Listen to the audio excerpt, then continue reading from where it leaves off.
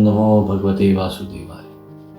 श्रीमद् भागवत महात्म्य, पहला अध्याय।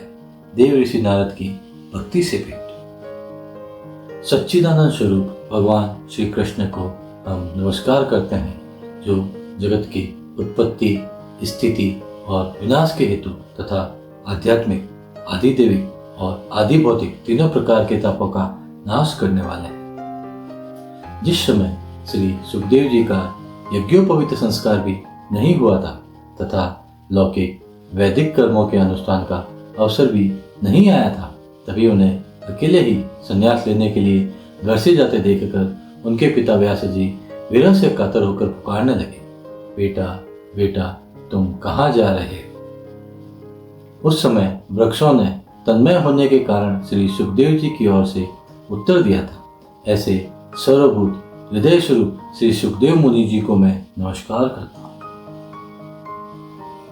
एक बार भगवत कथा अमृत का रसास्वादन करने में कुशल मुनिवर सौनक जी ने नैमिषारण्य क्षेत्र में विराजमान महामती सूत जी को नमस्कार करके उनसे पूछा। सौनक जी बोले, सूत जी, आपका ज्ञान अंधकार और अज्ञान को नष्ट करने के लिए करोड़ों सूर्यों के समान है। आप हमारे कानों के लिए रसायन अमृत स्वरूप सार गर्भित कथा कहिए। भक्ति, ज्ञान और वैराग्य से प्राप्त होने वाले महान विवेक की वृद्धि किस प्रकार होती है तथा वैष्णव लोग किस तरह इस माया मोह से अपना पीछा छुड़ाते हैं। इस घोर कलिकाल में जीव प्रायः आसुरी स्वभाव के हो गए हैं। विविध क्लेशों से आक्रांत इन जीवों को शुद्ध अर्थात देवी शक्ति संपन्न बनाने का सर्वश्रेष्ठ उपाय क्या है। सूत जी, आप हमें कोई ऐसा शाश्वत साधन बताइए जो सबसे अधिक कल्याणकारी तथा पवित्र करने में भी पवित्र हो तथा जो भगवान श्री कृष्ण की प्राप्ति करा दे। चिंतामणि केवल लौकिक सुख दे सकती है और कल्पवृक्ष अधिक से अधिक स्वर्गीय संपत्ति दे सकता है, परंतु गुरुदेव प्रसन्न होकर भगवान का योगी दुर्लभ नित्य वैकुंठ धाम दे देते हैं। सूत जी ने कहा, सौनक जी, तुम्हारे हृदय में भगवान का प्रेम है, इसलिए मैं विचार कर तुम्हें संपूर्ण सिद्धांतों का निष्कर्ष सुनाता हूँ, जो जन्म मृत्यु के भय का नाश कर देता है, जो भक्ति के प्रवाह को बढ़ाता है और भगवान श्री कृष्ण की प्रसन्नता का प्रधान कारण है। मैं तुम्हें वह साधन बतलाता हूँ, उसे सावधान होकर सुनो। श्री सुखदेव जी ने कलयुग में जीवों के काल रूपी सर्प के मुख का ग्रास होने के त्रास का आत्यंतिक नाश करने के लिए श्रीमद् भागवत शास्त्र का प्रवचन किया है। मन की शुद्धि के लिए इससे बढ़कर कोई साधन नहीं है। जब मनुष्य के जन्म जन्मांतर का पुण्य उदय होता है, तभी उसे इस भागवत शास्त्र की प्राप्ति होती है। जब सुखदेव जी राजा परीक्षित को यह कथा सुनाने के लिए सभा में विराजमान हुए, तब देवता लोग उनके पास अमृत का कलश लेकर आए। देवता अपना काम बनाने में बड़े कुशल होते हैं, अतः यहाँ भी सबने सुखदेव मुनि को नमस्कार करके कहा, आप यह अमृत लेकर बदले में हमें कथा अमृत का दान दीजिए। इस प्रकार परस्पर विनिमय अदला बदली हो जाने पर राजा परीक्षित अमृत का पान करें और हम सब श्रीमद् भागवत रूप अमृत का पान करेंगे। इन संसार में कहाँ कांच और कहाँ महामूल्य मणि तथा कहाँ सुधा और कहाँ कथा। श्री सुखदेव जी ने यह सोचकर उस समय देवताओं की हंसी उड़ाई। उन्हें भक्ति शून्य अर्थात कथा का अनाधिकारी मानकर कथामृत का दान नहीं किया। इस प्रकार यह श्रीमद् भागवत की कथा देवताओं को भी दुर्लभ है। पूर्व काल में श्रीमद् भागवत के श्रवण से ही राजा परीक्षित की मुक्ति देखकर ब्रह्मा जी को भी बड़ा आश्चर्य हुआ था। उन्होंने सत्यलोक में तराजू बांधकर सब साधनों को तोला। अन्य सभी साधन तोल में हल्के पड़ गए। अपने महत्व के कारण भागवत ही सबसे भारी रहा। यह देखकर सभी ऋषियों को बड़ा विस्मय हुआ। उन्होंने कलयुग में इस भगवद रूप भागवत शास्त्र को ही पढ़ने सुनने से तत्काल मोक्ष देने वाला निश्चय किया। सप्ताह विधि से श्रवण करने पर यह निश्चय भक्ति प्रदान करता है। पूर्व काल में इसे दयापरायण सनकादि ने देव ऋषि नारद को सुनाया था। यद्यपि देव ऋषि ने पहले ब्रह्मा जी के मुख से इसे श्रवण कर लिया था, तथापि सप्ताह श्रवण की विधि तो उन्हें सनकादि जी ने ही बताई थी। सौनक जी ने पूछा, सांसारिक प्रपंच से मुक्त एवं विचरणशील नारद जी का सनकादि के साथ सहयोग कहाँ हुआ और विधि विधान के श्रवण में उनकी प्रीति कैसे हुई? सूत जी ने कहा, अब मैं तुम्हें वह भक्तिपूर्ण कथानक सुनाता हूँ जो श्री सुखदेव जी ने मुझे अपना अनन्य शिष्य जानकर एकांत में सुनाया था। एक दिन विशालापुरी में वे चारों निर्मल ऋषि सत्संग के लिए आए। वहां उन्होंने नारद जी को देखा। सनकादि ने पूछा, ब्राह्मण, आपका मुख उदास क्यों हो रहा है? आप चिंतातुर कैसे हैं? इतनी जल्दी जल्दी आप कहाँ जा रहे हैं और आपका आगमन कहाँ से हो रहा है? इस समय तो आप उस पुरुष के समान व्याकुल जान पड़ते हैं जिसका सारा धन लुट गया हो। आप जैसे आसक्ति रहित पुरुषों के लिए यह उचित नहीं है। इसका कारण बताइए। नारद जी ने कहा, मैं सर्वोत्तम लोक समझकर पृथ्वी में आया था। यहाँ पुष्कर, प्रयाग, काशी, गोदावरी, हरिद्वार, कुरुक्षेत्र, श्रीरंग और सेतुबंध आदि कई तीर्थों में इधर उधर विचरता रहा, किंतु मुझे कहीं भी मन को संतोष देने वाली शांति नहीं मिली। इस समय अधर्म के सहायक कलयुग ने सारी पृथ्वी को पीड़ित कर रखा है। अब यहाँ सत्य, तप, सोच, बाहरी भीतर की पवित्रता, दया, दान आदि कुछ भी नहीं है। बेचारे जीव केवल अपना पेट पालने में लगे हुए हैं। वे असत्यभाषी, आलसी, मंदबुद्धि, भाग्यहीन और उपद्रवग्रस्त हो गए। जो साधु संत कहे जाते हैं वे पूरे पाखंडी हो गए हैं। देखने में तो वे विरक्त हैं, किंतु स्त्री धन आदि सभी का परिग्रह करते हैं। घरों में स्त्रियों का राज्य है। साले सदाकार बने हुए हैं। लोभ से लोग कन्या विक्रय करते हैं और स्त्री पुरुषों में कलह मचा रहता है। महात्माओं के आश्रम, तीर्थ और नदियों पर यवनों अर्थात विधर्मियों का अधिकार हो गया है। उन दुष्टों ने बहुत से देवालय भी नष्ट कर दिए हैं। इस समय यहाँ न कोई योगी है, न सिद्ध है, न ज्ञानी है और न सत्कर्म करने वाला ही। सारे साधन इस समय कलियुग दावानल से जलकर भस्म हो गए हैं। इस कलियुग में सभी देशवासी बाजारों में अन्न बेचने लगे हैं। ब्राह्मण लोग पैसा लेकर वेद पढ़ाते हैं और स्त्रियां वैश्यावृत्ति से निर्वाह करने लगी है। इस तरह कलियुग के दोष देखता और पृथ्वी पर विचरता हुआ मैं यमुना जी के तट पर पहुंचा, जहां भगवान श्री कृष्ण की अनेकों लीलाएं हो चुकी है। मुनिवरों, सुनिए, वहां मैंने एक बड़ा आश्चर्य देखा। वहां एक युवती स्त्री खिन्न मन से बैठी थी। उसके पास दो वृद्ध पुरुष अचेत अवस्था में पड़े जोर जोर से सांस ले रहे थे।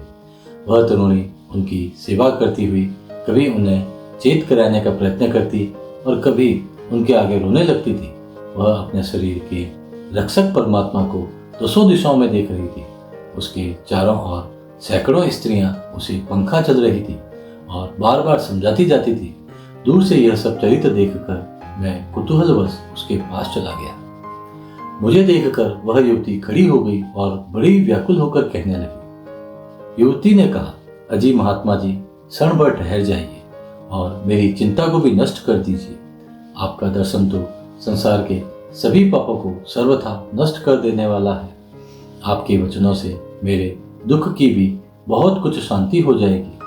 मनुष्य का जब बड़ा भाग्य होता है तभी आपके दर्शन हुआ करते हैं। नारद जी कहते हैं, तब मैंने उस स्त्री से पूछा, देवी, तुम कौन हो? ये दोनों पुरुष तुम्हारे क्या होते हैं और तुम्हारे पास ये कमल नयनी देवियां कौन हैं? तुम हमें विस्तार से अपने दुख का कारण बताओ। युवती ने कहा, मेरा नाम भक्ति है। ये ज्ञान और वैराग्य नामक मेरे पुत्र हैं। समय के फेर से ही ये ऐसे जर्जर हो गए हैं। ये देवियां गंगा जी आदि नदियां हैं। ये सब मेरी सेवा करने के लिए ही आई है। इस प्रकार साक्षात देवियों के द्वारा सेवित होने पर भी मुझे सुख शांति नहीं है। तपोधन, अब ध्यान देकर मेरा वृतांत सुनिए। मेरी कथा वैसे तो प्रसिद्ध है, फिर भी उसे सुनकर आप मुझे शांति प्रदान करें। मैं द्रविड़ देश में उत्पन्न हुई, कर्नाटक में बढ़ी, कहीं कहीं महाराष्ट्र में सम्मानित हुई, किंतु गुजरात में मुझको बुढ़ापे न आ गया। वहां घोर कलयुग के प्रभाव से पाखंडियों ने मुझे अंग भंग कर दिया। चिरकाल तक यह अवस्था रहने के कारण मैं अपने पुत्रों के साथ दुर्बल और निस्तेज हो गई। अब जब से मैं वृंदावन आई तब से पुनः परम सुंदरी स्वरूपवती नवयुवती हो गई, किंतु सामने पड़े हुए ये दोनों मेरे पुत्र थके मांदे दुखी हो रहे हैं। अब मैं यह स्थान छोड़कर अन्यत्र जाना चाहती हूँ, पर ये दोनों बूढ़े हो गए हैं। इसी दुख से मैं दुखी हूँ। मैं तरुणी क्यों और ये दोनों मेरे पुत्र बूढ़े क्यों? हम तीनों साथ साथ रहने वाले हैं, फिर यह विपरीतता क्यों? होना तो यह चाहिए कि माता बूढ़ी हो और पुत्र तरुण। इसी से मैं आश्चर्यचकित चित्त से अपनी इस अवस्था पर शोक करती रहती हूँ।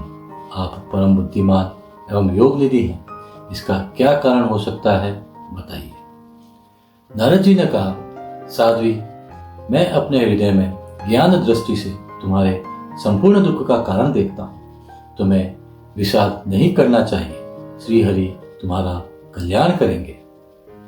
सूत जी कहते हैं, मुनिवर नारद जी ने एक क्षण में ही उसका कारण जानकर कहा। नारद जी ने कहा, देवी सावधान होकर सुनो, यह दारुण कलयुग है। इसी से इस समय सदाचार, योग मार्ग और तप आदि सभी लुप्त हो गए हैं। लोग सठता और दुष्कर्म में लगकर अगासुर बन रहे हैं। संसार में जहां देखो वहां सत्पुरुष दुख से म्लान है और दुष्ट सुखी हो रहे हैं। इस समय जिस बुद्धिमान पुरुष का धैर्य बना रहे वही बड़ा ज्ञानी या पंडित है। पृथ्वी क्रमशः प्रतिवर्ष शेष जी के लिए अर्थात शेषनाग जी के लिए भार रूप होती जा रही है। अब यह चुने योग्य तो क्या, देखने योग्य भी नहीं रह गई है, और न इसमें कहीं मंगल ही दिखाई देता है। अब किसी को पुत्रों के साथ तुम्हारा दर्शन भी नहीं होता। विषयानुराग के कारण अंधे बने हुए जीवों से उपेक्षित होकर तुम जर्जर हो रही थी। वृंदावन के संयोग से तुम फिर नवीन तरुणी हो गई हो। अतः यह वृंदावन धाम धन्य है, जहाँ भक्ति सर्वत्र नृत्य कर रही है, परंतु तुम्हारे इन दोनों पुत्रों का यहाँ कोई ग्राहक नहीं है, इसलिए इनका बुढ़ापा नहीं छूट रहा है। यहाँ इनको कुछ आत्मसुख, भगवत स्पर्श जनित आनंद की प्राप्ति होने के कारण ये सोते से जान पड़ते हैं। भक्ति ने कहा, राजा परीक्षित ने इस पापी कलयुग को क्यों रहने दिया? इसके आते ही सब वस्तुओं का सार न जाने कहाँ चला गया। करुणामय श्री हरि से भी यह अधर्म कैसे देखा जाता है? मुने, मेरा यह संदेह दूर कीजिए। आपके वचनों से मुझे बड़ी शांति मिली है। नारद जी ने कहा, बाले, यदि तुमने पूछा है तो प्रेम से सुनो। कल्याणी, मैं तुम्हें सब बताऊंगा और तुम्हारा दुख दूर हो जाएगा। जिस दिन भगवान श्री कृष्ण इस भूलोक को छोड़कर अपने परम धाम को पधारे, उसी दिन से यहाँ संपूर्ण साधनों में बाधा डालने वाला कलयुग आ गया। दिग्विजय के समान राजा परीक्षित की दृष्टि पड़ने पर कलयुग दीन के समान उनकी शरण में आया। भ्रमर के समान सारग्राही राजा ने यह निश्चय किया कि इसका वध मुझे नहीं करना चाहिए, क्योंकि जो फल तपस्या, योग एवं समाधि से भी नहीं मिलता, कलयुग में वही फल श्री हरि कीर्तन से ही भलीभांति मिल जाता है। इस प्रकार सारहीन होने पर भी उसे इस एक ही दृष्टि से सारयुक्त देखकर उन्होंने कलयुग में उत्पन्न होने वाले जीवों के सुख के लिए ही इसे रहने दिया था। कलयुग में सिर्फ श्री हरि कीर्तन से ही तपस्या, योग एवं समाधि का फल मिल जाता है। इसलिए कलयुग को सर्वोत्तम माना गया है। इस समय लोगों के कुकर्म में प्रवृत्त होने के कारण सभी वस्तुओं का सार निकल गया है और पृथ्वी के सारे पदार्थ बीजहीन भूसी के समान हो गए हैं। ब्राह्मण केवल अन्न धनादि के लोगोवश घर घर एवं जन जन को भागवत की कथा सुनाने लगे हैं। इसलिए कथा का सार चला गया। तीर्थों में नाना प्रकार के अत्यंत घोर कर्म करने वाले नास्तिक और नारकी पुरुष भी रहने लगे हैं। इसलिए तीर्थों का भी प्रभाव जाता रहा। जिनका चित्त निरंतर काम, क्रोध, महान लोभ और तृष्णा से तप्त रहता है, वे भी तपस्या का ढोंग करने लगे हैं। इसलिए तप का भी सार निकल गया। मन पर काबू न होने के कारण तथा लोभ, दंभ और पाखंड का आश्रय लेने के कारण एवं शास्त्र का अभ्यास न करने से ध्यान योग का फल भी मिट गया है। पंडितों की यह दशा है कि वे अपने स्त्रियों के साथ भैंसों की तरह रमण करते हैं, उनमें संतान पैदा करने की ही कुशलता पाई जाती है। मुक्ति साधन में वे सर्वथा अकुशल हैं। संप्रदाय अनुसार प्राप्त हुई वैष्णवता भी कहीं देखने में नहीं आती।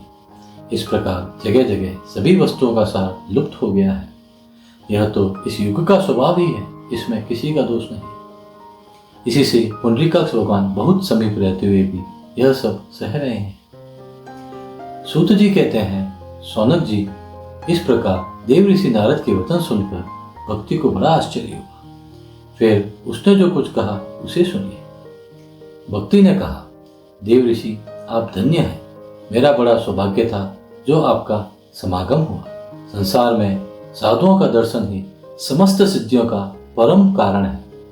आपका केवल एक बार का उपदेश धारण करके कयादु कुमार प्रहलाद ने माया पर विजय प्राप्त कर ली थी। ध्रुव ने भी आपकी कृपा से ध्रुव पद प्राप्त किया था। आप सर्वमंगलमय और साक्षात श्री ब्रह्मा जी के पुत्र हैं। मैं आपको नमस्कार करती हूँ। जय श्री हरि। ओम नमो भगवते वासुदेवाय। दूसरा अध्याय, भक्ति का दुख दूर करने के लिए नारद जी का उद्योग। नारद जी ने कहा, बाले, तुम व्यर्थ ही अपने को क्यों खेद में डाल रही हो? अरे, तुम इतनी चिंतातुर क्यों हो? भगवान श्री कृष्ण के चरण कमलों का चिंतन करो। उनकी कृपा से तुम्हारा सारा दुख दूर हो जाएगा। जिन्होंने कौरवों के अत्याचार से द्रौपदी की रक्षा की थी और गोप सुंदरियों को स्नात किया था, वे श्री कृष्ण कहीं चले थोड़े ही गए हैं। फिर तुम तो भक्ति हो और सदा उन्हें प्राणों से भी प्यारी हो। तुम्हारे बुलाने पर तो भगवान नीचों के घरों में भी चले जाते हैं। सत्य, त्रेता और द्वापर, इन तीनों युगों में ज्ञान और वैराग्य मुक्ति के साधन हैं। किंतु कलयुग में तो केवल भक्ति ही ब्रह्म सायुज्य अर्थात मोक्ष की प्राप्ति कराने वाली है। यह सोचकर ही परमानंद चिन्ह मूर्ति ज्ञान स्वरूप श्री हरि ने अपने सत्य स्वरूप से तुम्हें रचा है। तुम साक्षात श्री कृष्णचंद्र की प्रिया हो और परम सुंदरी हो। एक बार जब तुमने हाथ जोड़कर पूछा था कि मैं क्या करूं, तब भगवान ने तुम्हें यही आज्ञा दी थी कि मेरे भक्तों का पोषण करो। तुमने भगवान की वह आज्ञा स्वीकार कर ली और इससे तुम पर श्री हरि बहुत प्रसन्न हुए और तुम्हारी सेवा करने के लिए मुक्ति को तुम्हें दासी के रूप में दे दिया और इन ज्ञान वैराग्य को पुत्रों के रूप में। तुम अपने साक्षात स्वरूप से वैकुंठ धाम में ही भक्तों का पोषण करती हो। मुलुक में तो तुमने उनकी पुष्टि के लिए केवल छाया रूप धारण कर रखा है। तब तुम मुक्ति, ज्ञान और वैराग्य को साथ लिए पृथ्वी तल पर आई और सतयुग से द्वापर अंत बड़े आनंद से रही। कलयुग में तुम्हारी दासी मुक्ति पाखंड रूप से पीड़ित होकर क्षीण होने लगी थी, इसलिए वह तो तुरंत ही तुम्हारी आज्ञा से वैकुंठ लोकों को चली गई। इस लोक में भी तुम्हारे स्मरण करने से ही वह आती है और फिर चली जाती है। किंतु इन ज्ञान वैराग्य को तुमने पुत्र मानकर अपने पास ही रख छोड़ा। फिर भी कलयुग में इनकी उपेक्षा होने के कारण तुम्हारे ये पुत्र उत्साहहीन और वृद्ध हो गए हैं। फिर भी तुम चिंता न करो, मैं इनके नवजीवन का उपाय सोचता हूँ।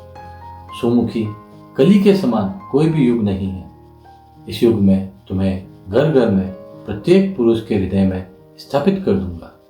देखो, अन्य सब धर्मों को दबाकर और भक्ति विषयक महोत्सवों को आगे रखकर यदि मैंने लोक में तुम्हारा प्रचार न किया तो मैं श्री हरि का दास नहीं। इस कलयुग में जो जीव तुमसे युक्त होंगे वे पापी होने पर भी बेखटके भगवान श्री कृष्ण के अभय धाम को प्राप्त करेंगे। जिनके हृदय में निरंतर प्रेम रूपिणी भक्ति निवास करती है वे शुद्धांत करण पुरुष स्वप्न में भी यमराज को नहीं देखते। जिनके हृदय में भक्ति महारानी का निवास है उन्हें प्रेत, पिशाच, राक्षस या दैत्य आदि स्पर्श करने में भी समर्थ नहीं हो सकते। भगवान तप, वेदाध्ययन, ज्ञान और कर्म आदि किसी भी साधन से वश में नहीं किए जा सकते। वे केवल भक्ति से ही वशीभूत होते हैं। इसमें श्री गोपीजन प्रमाण है। मनुष्यों का सहस्रों जन्म के पुण्य प्रताप से भक्ति में अनुराग होता है। कलयुग में केवल भक्ति ही सार है। भक्ति से तो साक्षात श्री कृष्णचंद्र सामने उपस्थित हो जाते हैं। जो लोग भक्ति से द्रोह करते हैं वे तीनों लोकों में दुख ही दुख पाते हैं। पूर्व काल में भक्त का तिरस्कार करने वाले दुर्वासा ऋषि को बड़ा कष्ट उठाना पड़ा था। बस व्रत, तीर्थ, योग, यज्ञ और ज्ञान चर्चा आदि बहुत से साधनों की कोई आवश्यकता नहीं है। एकमात्र भक्ति ही मुक्ति देने वाली है। सूत जी कहते हैं, इस प्रकार नारद जी के निर्णय किए हुए अपने महात्म्य को सुनकर भक्ति के सारे अंग पुष्ट हो गए और वे उनसे कहने लगे। भक्ति ने कहा, नारद जी आप धन्य हैं। आपकी मुझ में निश्चल प्रीति है। मैं सदा आपके हृदय में रहूंगी, कभी आपको छोड़कर नहीं जाऊंगी। साधु आप बड़े कृपालु हैं। आपने क्षण भर में ही मेरा सारा दुख दूर कर दिया, किंतु अभी मेरे पुत्रों में चेतना नहीं आई है। आप इन्हें शीघ्र ही सचेत कर दीजिए, जगा दीजिए।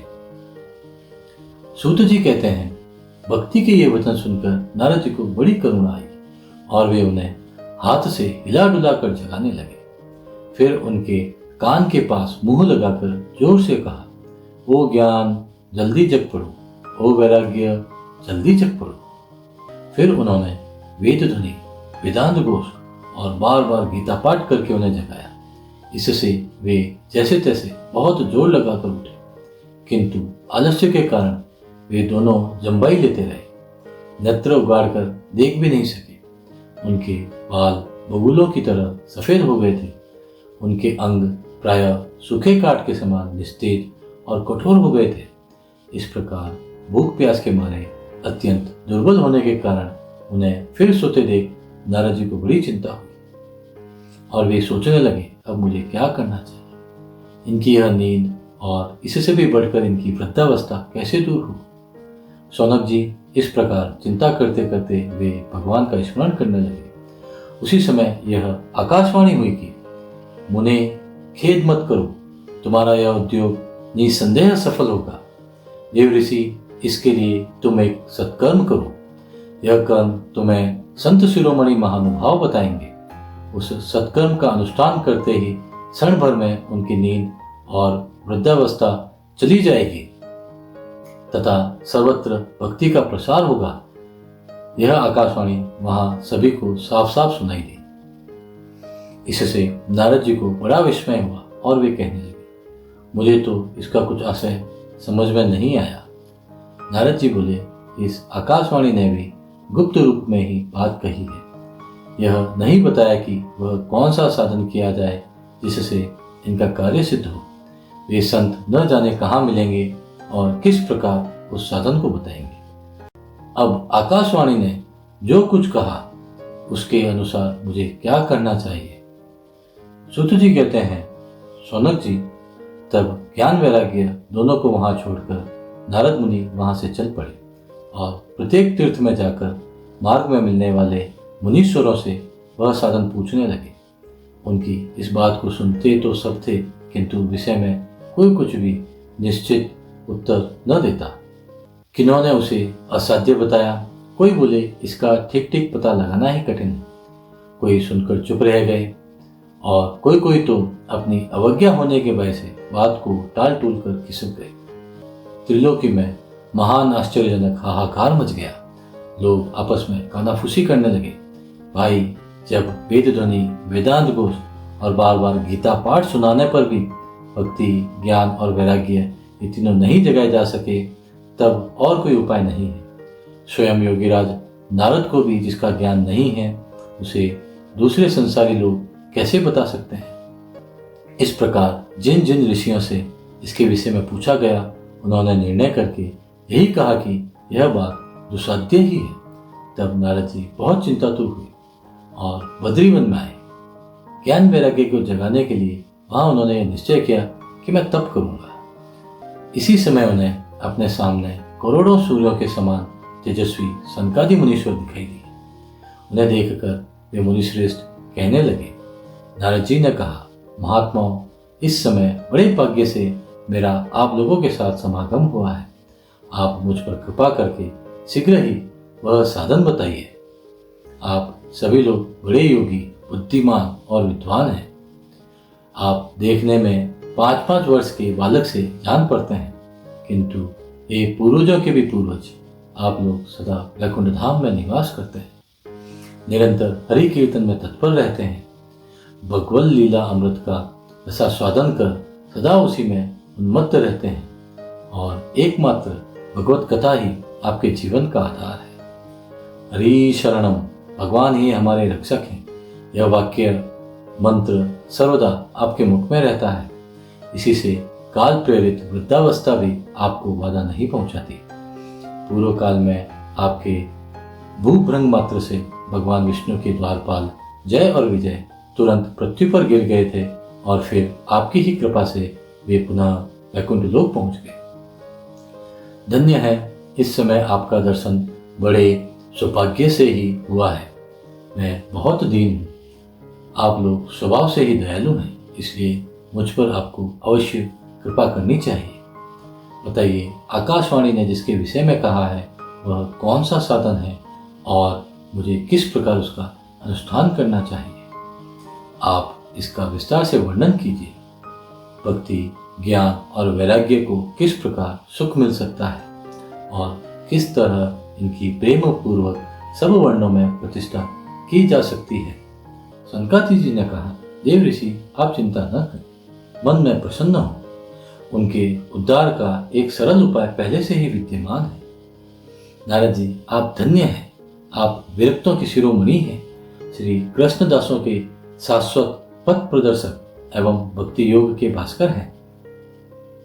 आप भक्ति के लिए जो उद्योग कर रहे हैं, यह आपके लिए कोई आश्चर्य की बात नहीं समझनी चाहिए। भगवान के भक्त के लिए तो भक्ति की सम्यक स्थापना करना सदा उचित ही है। ऋषियों ने संसार में अनेकों मार्ग प्रकट किए हैं, किंतु वे सभी कष्ट साध्य हैं और परिणाम में प्रायः स्वर्ग की ही प्राप्ति कराने वाले हैं। अभी तक भगवान की प्राप्ति कराने वाला मार्ग तो गुप्त ही रहा है। इसका उपदेश करने वाला पुरुष प्रायः भाग्य से ही मिलता है। आपको आकाशवाणी ने जिस सत्कर्म का संकेत दिया है उसे हम बतलाते हैं। आप प्रसन्न और समाहित चित्त होकर सुनिए। नारद जी, द्रव्य यज्ञ, तपोयज्ञ, योग यज्ञ और स्वाध्याय रूप ज्ञान यज्ञ, ये सब तो स्वर्ग आदि की प्राप्ति कराने वाले कर्मों की ही ओर संकेत करते हैं। पंडितों ने ज्ञान यज्ञ को ही सत्कर्म, मुक्तिदायक कर्म का सूचक माना है। वह श्रीमद् भागवत का पारायण है। इसका गान सुकादि महानुभावों ने किया है। उसके शब्द सुनने से ही भक्ति, ज्ञान और वैराग्य को बड़ा बल मिलेगा। इससे ज्ञान वैराग्य का कष्ट मिट जाएगा और भक्ति को आनंद मिलेगा। सिंह की गर्जना सुनकर जैसे भेड़िए भाग जाते हैं, उसी प्रकार श्रीमद् भागवत की ध्वनि से कलयुग के सारे दोष नष्ट हो जाएंगे। तब प्रेम रस प्रवाहित करने वाली भक्ति, ज्ञान और वैराग्य को साथ लेकर प्रत्येक घर और व्यक्ति के हृदय में क्रीड़ा करेगी। नारद जी ने कहा, मैंने वेद वेदांत की ध्वनि और गीता पाठ करके उन्हें बहुत जगाया, किंतु फिर भी भक्ति, ज्ञान और वैराग्य ये तीनों नहीं जगे। ऐसी स्थिति में श्रीमद् भागवत सुनाने से वे कैसे जगेंगे? क्योंकि इस कथा के प्रत्येक श्लोक और प्रत्येक पद में भी वेदों का ही तो सारांश है। आप लोग शरणागत वत्सल हैं तथा आपका दर्शन कभी व्यर्थ नहीं होता। इसलिए मेरा यह संदेह दूर कर दीजिए। इस कार्य में विलंब न कीजिए। सनकादि ने कहा, श्रीमद् भागवत की कथा वेद और उपनिषदों के सार से बनी है, इसलिए उनमें अलग उनकी फलरूपा होने के कारण वह बड़ी उत्तम जान पड़ती है। जिस प्रकार रस वृक्ष की जड़ से लेकर शाखा पर्यंत रहता है, किंतु इस स्थिति में उसका आस्वादन नहीं किया जा सकता, वही अब अलग होकर फल के रूप में आ जाता है, तब संसार में सभी को प्रिय लगने लगता है। दूध में घी रहता ही है, किंतु उस समय उसका अलग स्वाद नहीं मिलता। वही जब उससे अलग हो जाता है तब देवताओं के लिए भी स्वादवर्धक हो जाता है। खांड ईख के ओर छोर और बीच में भी व्याप्त रहती है, तथापि अलग होने पर उसकी कुछ और ही मिठास होती है। ऐसी ही यह भागवत की कथा है। यह भागवत पुराण वेदों के समान है। श्री वेदव्यास ने इसे भक्ति, ज्ञान और वैराग्य की स्थापना के लिए प्रकाशित किया है। पूर्व काल में जिस समय वेद वेदांत के पारगामी और गीता की भी रचना करने वाले भगवान व्यासदेव खिन्न होकर अज्ञान समुद्र में घोटे खा रहे थे, उस समय आपने ही उन्हें 4 श्लोकों में इसका उपदेश दिया था।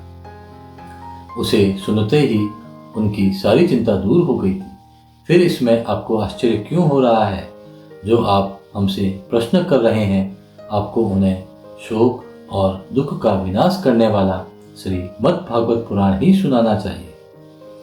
नारद जी ने कहा, महानुभावों, आपका दर्शन जीव के संपूर्ण पापों को तत्काल नष्ट कर देता है और जो संसार दुख रूप दावानल से तपे हुए हैं उन पर शीघ्र ही शांति की वर्षा करता है। आप निरंतर शेष जी के सहस्र मुखों से गाए हुए भगवत कथा अमृत का ही पान करते रहते हैं। मैं प्रेम लक्षणा भक्ति का प्रकाश करने के उद्देश्य से आपकी शरण लेता हूँ। अब अनेकों जन्मों के संचित पुण्य पुंज का उदय होने से मनुष्य को सत्संग मिलता है। तब वह उसके अज्ञान जनित मोह और मधुरूप अंधकार का नाश करके विवेक उदय होता है। जय श्री हरि। ओम नमो भगवते वासुदेवाय। तीसरा अध्याय, भक्ति के कष्ट की निवृत्ति। नारद जी कहते हैं, अब मैं भक्ति, ज्ञान और वैराग्य को स्थापित करने के लिए प्रयत्न पूर्वक श्री सुखदेव जी के कहे हुए भागवत शास्त्र की कथा द्वारा उज्जवल ज्ञान यज्ञ करूंगा। यह यज्ञ मुझे कहाँ करना चाहिए? आप इसके लिए कोई स्थान बता दीजिए। आप लोग वेद के पारगामी हैं, इसलिए मुझे इस सुख शास्त्र की महिमा सुनाइए। यह भी बताइए कि श्रीमद् भागवत की कथा कितने दिनों में सुनानी चाहिए और उसके सुनने की विधि क्या है? सनकादि बोले, नारद जी, आप बड़े विनित और विवेकी हैं। सुनिए, हम आपको ये सब बातें बताते हैं। हरिद्वार के पास आनंद नाम का एक घाट है। वहाँ अनेकों ऋषि रहते हैं तथा देवता और सिद्ध लोग भी उसका सेवन करते रहते हैं। आदि बाती के वृक्ष और लताओं के कारण वह बड़ा सघन है और वहाँ बड़ी कोमल नवीन बालू बिछी हुई है। वह घाट बड़ा ही सुरम्य और एकांत प्रदेश में है। वहाँ हर समय सुनहले कमलों की सुगंध आया करती है। उसके आसपास रहने वाले सिंह, हाथी आदि परस्पर विरोधी जीवों के चित्त में भी वैर भाव नहीं है। वहाँ आप बिना किसी विशेष प्रयत्न के ही ज्ञान यज्ञ आरंभ कर दीजिए। उस स्थान पर कथा में अपूर्व रस का उदय होगा। भक्ति भी अपनी आंखों के ही सामने निर्बल और जराजीर्ण अवस्था में पड़े हुए ज्ञान और वैराग्य को साथ लेकर वहाँ आ जाएगी। क्योंकि जहाँ भी श्रीमद् भागवत की कथा होती है, वहाँ ये भक्ति आदि अपने आप पहुँच जाते हैं। वहाँ कानों में कथा के शब्द पढ़ने से ही तीनों तरुण हो जाएंगे।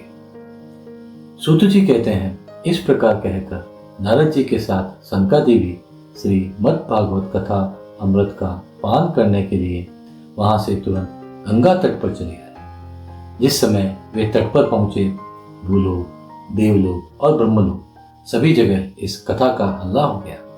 जो जो भगवत कथा के रसिक विष्णु भक्त थे, वे सभी श्रीमद् भागवत अमृत का पान करने के लिए सबसे आगे दौड़ दौड़ कर आने लगे। भृगु, वशिष्ठ, च्यवन, गौतम, मेधातिथि, देवल, देवरात, परशुराम, विश्वामित्र, साकल, मार्कंडेय, दत्तात्रेय, पिपलाद, योगेश्वर व्यास और पाराशर, छायासुख, जाजली और जुहू आदि सभी प्रधान मुनिगण अपने अपने पुत्र, शिष्य और स्त्रियों समेत बड़े प्रेम से वहां आए। उनके सिवा वेद, वेदांत, उपनिषद, मंत्र, तंत्र, 17 पुराण और 6 शास्त्र भी मूर्तिमान होकर वहां उपस्थित हुए। गंगा आदि नदियां, पुष्कर आदि सरोवर, कुरुक्षेत्र आदि समस्त क्षेत्र, सारी दिशाएं, दंडक आदि वन, हिमालय आदि पर्वत तथा देव, गंधर्व और दानव आदि सभी कथा सुनने चले आए। जो लोग अपने गौरव के कारण नहीं आए, महर्षि भृगु उन्हें समझा बुझा कर ले आए। तब कथा सुनाने के लिए दीक्षित होकर श्री कृष्ण पारायण सनकादि नारद जी के दिए हुए श्रेष्ठ आसन पर विराजमान हुए। उस समय सभी श्रोताओं ने उनकी वंदना की। श्रोताओं में वैष्णव, विरक्त, सन्यासी और ब्रह्मचारी लोग आगे बैठे और उन सबके आगे नारद जी विराजमान हुए। एक और वेद और उपनिषद तथा एक और तीर्थ बैठे और दूसरी ओर स्त्रियां बैठी। उस समय सब और जय जयकार, नमस्कार और शंखों का शब्द होने लगा और अबीर, गुलाल, खील एवं फूलों की खूब वर्षा होने लगी। कोई कोई देवश्रेष्ठ तो विमानों पर चढ़कर वहां बैठे हुए सब लोगों पर कल्प वृक्ष के पुष्पों की वर्षा करने लगे। सूत जी कहते हैं, इस प्रकार पूजा समाप्त होने पर जब सब लोग एकाग्रचित हो गए, तब सनकादि ऋषि महात्मा नारद को श्री मद् भागवत का महात्म्य स्पष्ट करके सुनाने लगे। सनकादि जी ने कहा, अब हम आपको इस भागवत शास्त्र की महिमा सुनाते हैं। इसके श्रवण मात्र से ही मुक्ति हाथ लग जाती है। श्री मद् भागवत की कथा का सदा सर्वदा सेवन, आस्वादन करना चाहिए। इसके श्रवण मात्र से ही श्री हरि हृदय में आ विराजते हैं। इस ग्रंथ में 18,000 श्लोक और 12 स्कंध हैं तथा श्री सुखदेव और राजा परीक्षित का संवाद है। आप यह भागवत शास्त्र ध्यान देकर सुनिए। यह जीव तभी तक अज्ञानवश इस संसार में भटकता है जब तक क्षण भर के लिए भी कानों में इस सुख शास्त्र की कथा नहीं पड़ती। बहुत से शास्त्र और पुराण सुनने से क्या लाभ? इससे तो व्यर्थ का भ्रम बढ़ता है। मुक्ति देने के लिए तो एकमात्र भागवत शास्त्र ही गरज रहा है। जिस घर में नित्य प्रति श्री मद् भागवत की कथा होती है, वह तीर्थ रूप हो जाता है और जो लोग उसमें रहते हैं उनके सारे पाप नष्ट हो जाते हैं। हजारों अश्वमेध और सैकड़ों वाजपेय यज्ञ इस सुख शास्त्र की कथा का 16वां अंश भी नहीं हो सकते। तपोधनों, जब तक लोग अच्छी तरह श्री मद् भागवत का श्रवण नहीं करते, तभी तक उनके शरीर में पाप निवास करते हैं। फल की दृष्टि से इस सुख शास्त्र की समता गंगा, गया, काशी, पुष्कर या प्रयाग कोई तीर्थ भी नहीं कर सकता। यदि आपको परम गति की इच्छा है तो अपने मुख से ही श्री मद् भागवत के आधे अथवा चौथाई श्लोक का भी नित्य नियम पूर्वक पाठ कीजिए। ओमकार, गायत्री, पुरुष सूक्त, तीनों वेद, श्रीमद् भागवत, ओम नमो भगवते वासुदेवाय, इस द्वादशाक्षर मंत्र 12 मूर्तियों वाले सूर्य भगवान, प्रयाग, संवत्सर रूप, काल, ब्राह्मण, अग्निहोत्र, गौ, द्वादशी तिथि, तुलसी, वसंत ऋतु और भगवान पुरुषोत्तम, इन सब में बुद्धिमान लोग वस्तुतः कोई अंतर नहीं मानते। जो पुरुष अहर्निश अर्थ सहित श्री मद् भागवत शास्त्र का पाठ करता है, उसके करोड़ों जन्मों का पाप नष्ट हो जाता है। इसमें तनिक भी संदेह नहीं है। जो पुरुष नित्य प्रति भागवत का आधा या चौथाई श्लोक भी पढ़ता है, उसे राजसूय और अश्वमेध यज्ञों का फल मिलता है। नित्य भागवत का पाठ करना, भगवान का चिंतन करना, तुलसी को सींचना और गाय की सेवा करना, ये चारों समान है। जो पुरुष अंत समय में श्री मद् भागवत का वाक्य सुन लेता है, उस पर प्रसन्न होकर भगवान उसे वैकुंठ धाम देते हैं। जो पुरुष इसे सोने के सिंहासन पर रखकर विष्णु भक्त को दान करता है, वह अवश्य ही भगवान का सायुज्य प्राप्त करता है। जिस दुष्ट ने अपनी सारी आयु में चित्त को एकाग्र करके श्री मद् भागवत अमृत का थोड़ा सा भी रसास्वादन नहीं किया, उसने तो अपना सारा जन्म चांडाल और गधे के समान व्यर्थ ही गवा दिया। वह तो अपनी माता को प्रसव पीड़ा पहुंचाने के लिए ही उत्पन्न हुआ था। जिसने इस सुख शास्त्र के थोड़े से भी वचन नहीं सुने, वह पापात्मा तो जीता हुआ ही मुर्दे के समान है। पृथ्वी के भार स्वरूप उस पशुतुल्य मनुष्य को धिक्कार है। यों स्वर्गलोक में देवताओं में प्रधान इंद्र आदि कहा करते हैं। संसार में श्री मद् भागवत की कथा का मिलना अवश्य ही कठिन है। जब करोड़ों जन्मों का पुण्य होता है तभी इसकी प्राप्ति होती है। नारद जी, आप बड़े ही बुद्धिमान और योग निधि हैं। आप प्रयत्न पूर्वक कथा का श्रवण कीजिए। इसे सुनने के लिए दिनों का कोई नियम नहीं है। इसे तो सर्वदा ही सुनना अच्छा है। इसे सत्य भाषण और ब्रह्मचर्य पालन पूर्वक सर्वदा ही सुनना श्रेष्ठ माना गया है।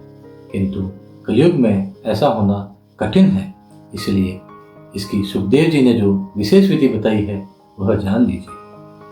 कलयुग में बहुत दिनों तक चित्त की वृत्तियों को वश में रखना, नियमों में बंधे रहना और किसी पुण्य कार्य के लिए दीक्षित रहना कठिन है। इसलिए सप्ताह श्रवण की विधि है। श्रद्धापूर्वक कभी भी श्रवण करने से अथवा माघ मास में श्रवण करने से जो फल होता है वही फल श्री सुखदेव जी ने सप्ताह श्रवण में निर्धारित किया है। मन के असंयम, रोगों की बहुलता और आयु की अल्पता के कारण तथा कलयुग में अनेकों दोषों की संभावना से ही सप्ताह श्रवण का विधान किया गया है। जो फल तप, योग और समाधि से भी प्राप्त नहीं हो सकता वह सर्वांग रूप में सप्ताह श्रवण से सहज ही मिल जाता है। सप्ताह श्रवण यज्ञ से बढ़कर है, व्रत से बढ़कर है, तप से कहीं बढ़कर है, तीर्थ सेवन से तो सदा ही बड़ा है, योग से बढ़कर है, यहाँ तक कि ध्यान और ज्ञान से भी बढ़कर है। अजी इसकी विशेषता का कहाँ तक वर्णन करें। यह तो सभी से बढ़ चढ़कर है। सौनक जी ने पूछा, सूत जी, यह तो आपने बड़े आश्चर्य की बात कही है। अवश्य ही यह भागवत पुराण योगवेता ब्रह्मा जी के भी आदि कारण श्री नारायण का निरूपण करता है, परंतु यह मोक्ष की प्राप्ति में ज्ञानादि सभी साधनों का तिरस्कार करके इस युग में उनसे भी कैसे बढ़ गया। सूत जी ने कहा, सौनक जी, जब भगवान श्री कृष्ण इस पराधाम को छोड़कर अपने नित्य धाम को जाने लगे तब उनके मुखारविंद से एकादश स्कंद का ज्ञानोपदेश सुनकर भी उद्धव जी ने पूछा। उद्धव जी बोले, गोविंद, अब आप तो अपने भक्तों का कार्य करके परम धाम को पधारना चाहते हैं, किंतु मेरे मन में एक बड़ी चिंता है। उसे सुनकर आप मुझे शांत कीजिए। अब घोर कलिकाल आया ही समझिए, इसलिए संसार में फिर अनेकों दुष्ट प्रकट हो जाएंगे। उनके संसर्ग से जब अनेकों सत्पुरुष भी उग्र प्रकृति के हो जाएंगे तब उनके भार से दबकर यह गौर रूपिणी पृथ्वी किसकी शरण में जाएगी। कमल नयन, मुझे तो आपको छोड़कर इसकी रक्षा करने वाला कोई दूसरा नहीं दिखाई देता। इसलिए भक्त वत्सल, आप साधुओं पर कृपा करके यहाँ से मत जाइए। भगवान, आपने निराकार और चिन्मात्र होकर भी भक्तों के लिए ही तो यह सगुण रूप धारण किया है, फिर भला आपका वियोग होने पर वे भक्तजन पृथ्वी पर कैसे रह सकेंगे। निर्गुणोपासना में तो बड़ा कष्ट है, इसलिए कुछ और विचार कीजिए। प्रभास क्षेत्र में उद्धव जी के वचन सुनकर भगवान सोचने लगे कि भक्तों के अवलंब के लिए मुझे क्या व्यवस्था करनी चाहिए। सौनक जी, तब भगवान ने अपनी सारी शक्ति भागवत में रख दी। वे अंतर्धान होकर इस भागवत समुद्र में प्रवेश कर गए। इसलिए यह भगवान की साक्षात शब्दमयी मूर्ति है। इसके सेवन, श्रवण, पाठ अथवा दर्शन से ही मनुष्य के सारे पाप नष्ट हो जाते हैं। इसी से इसका सप्ताह श्रवण सबसे बढ़कर माना गया है और कलयुग में तो अन्य सब साधनों को छोड़कर यही प्रधान धर्म बताया गया है। कलिकाल में यही ऐसा धर्म है जो दुख, दरिद्रता, दुर्भाग्य और पापों की सफाई कर देता है तथा काम, क्रोध आदि शत्रुओं पर विजय दिलाता है। अन्यथा भगवान की इस माया से पीछा छुड़ाना देवताओं के लिए भी कठिन है। मनुष्य तो इसे छोड़ ही कैसे सकते हैं। अतः इससे छूटने के लिए भी सप्ताह श्रवण का विधान किया गया है।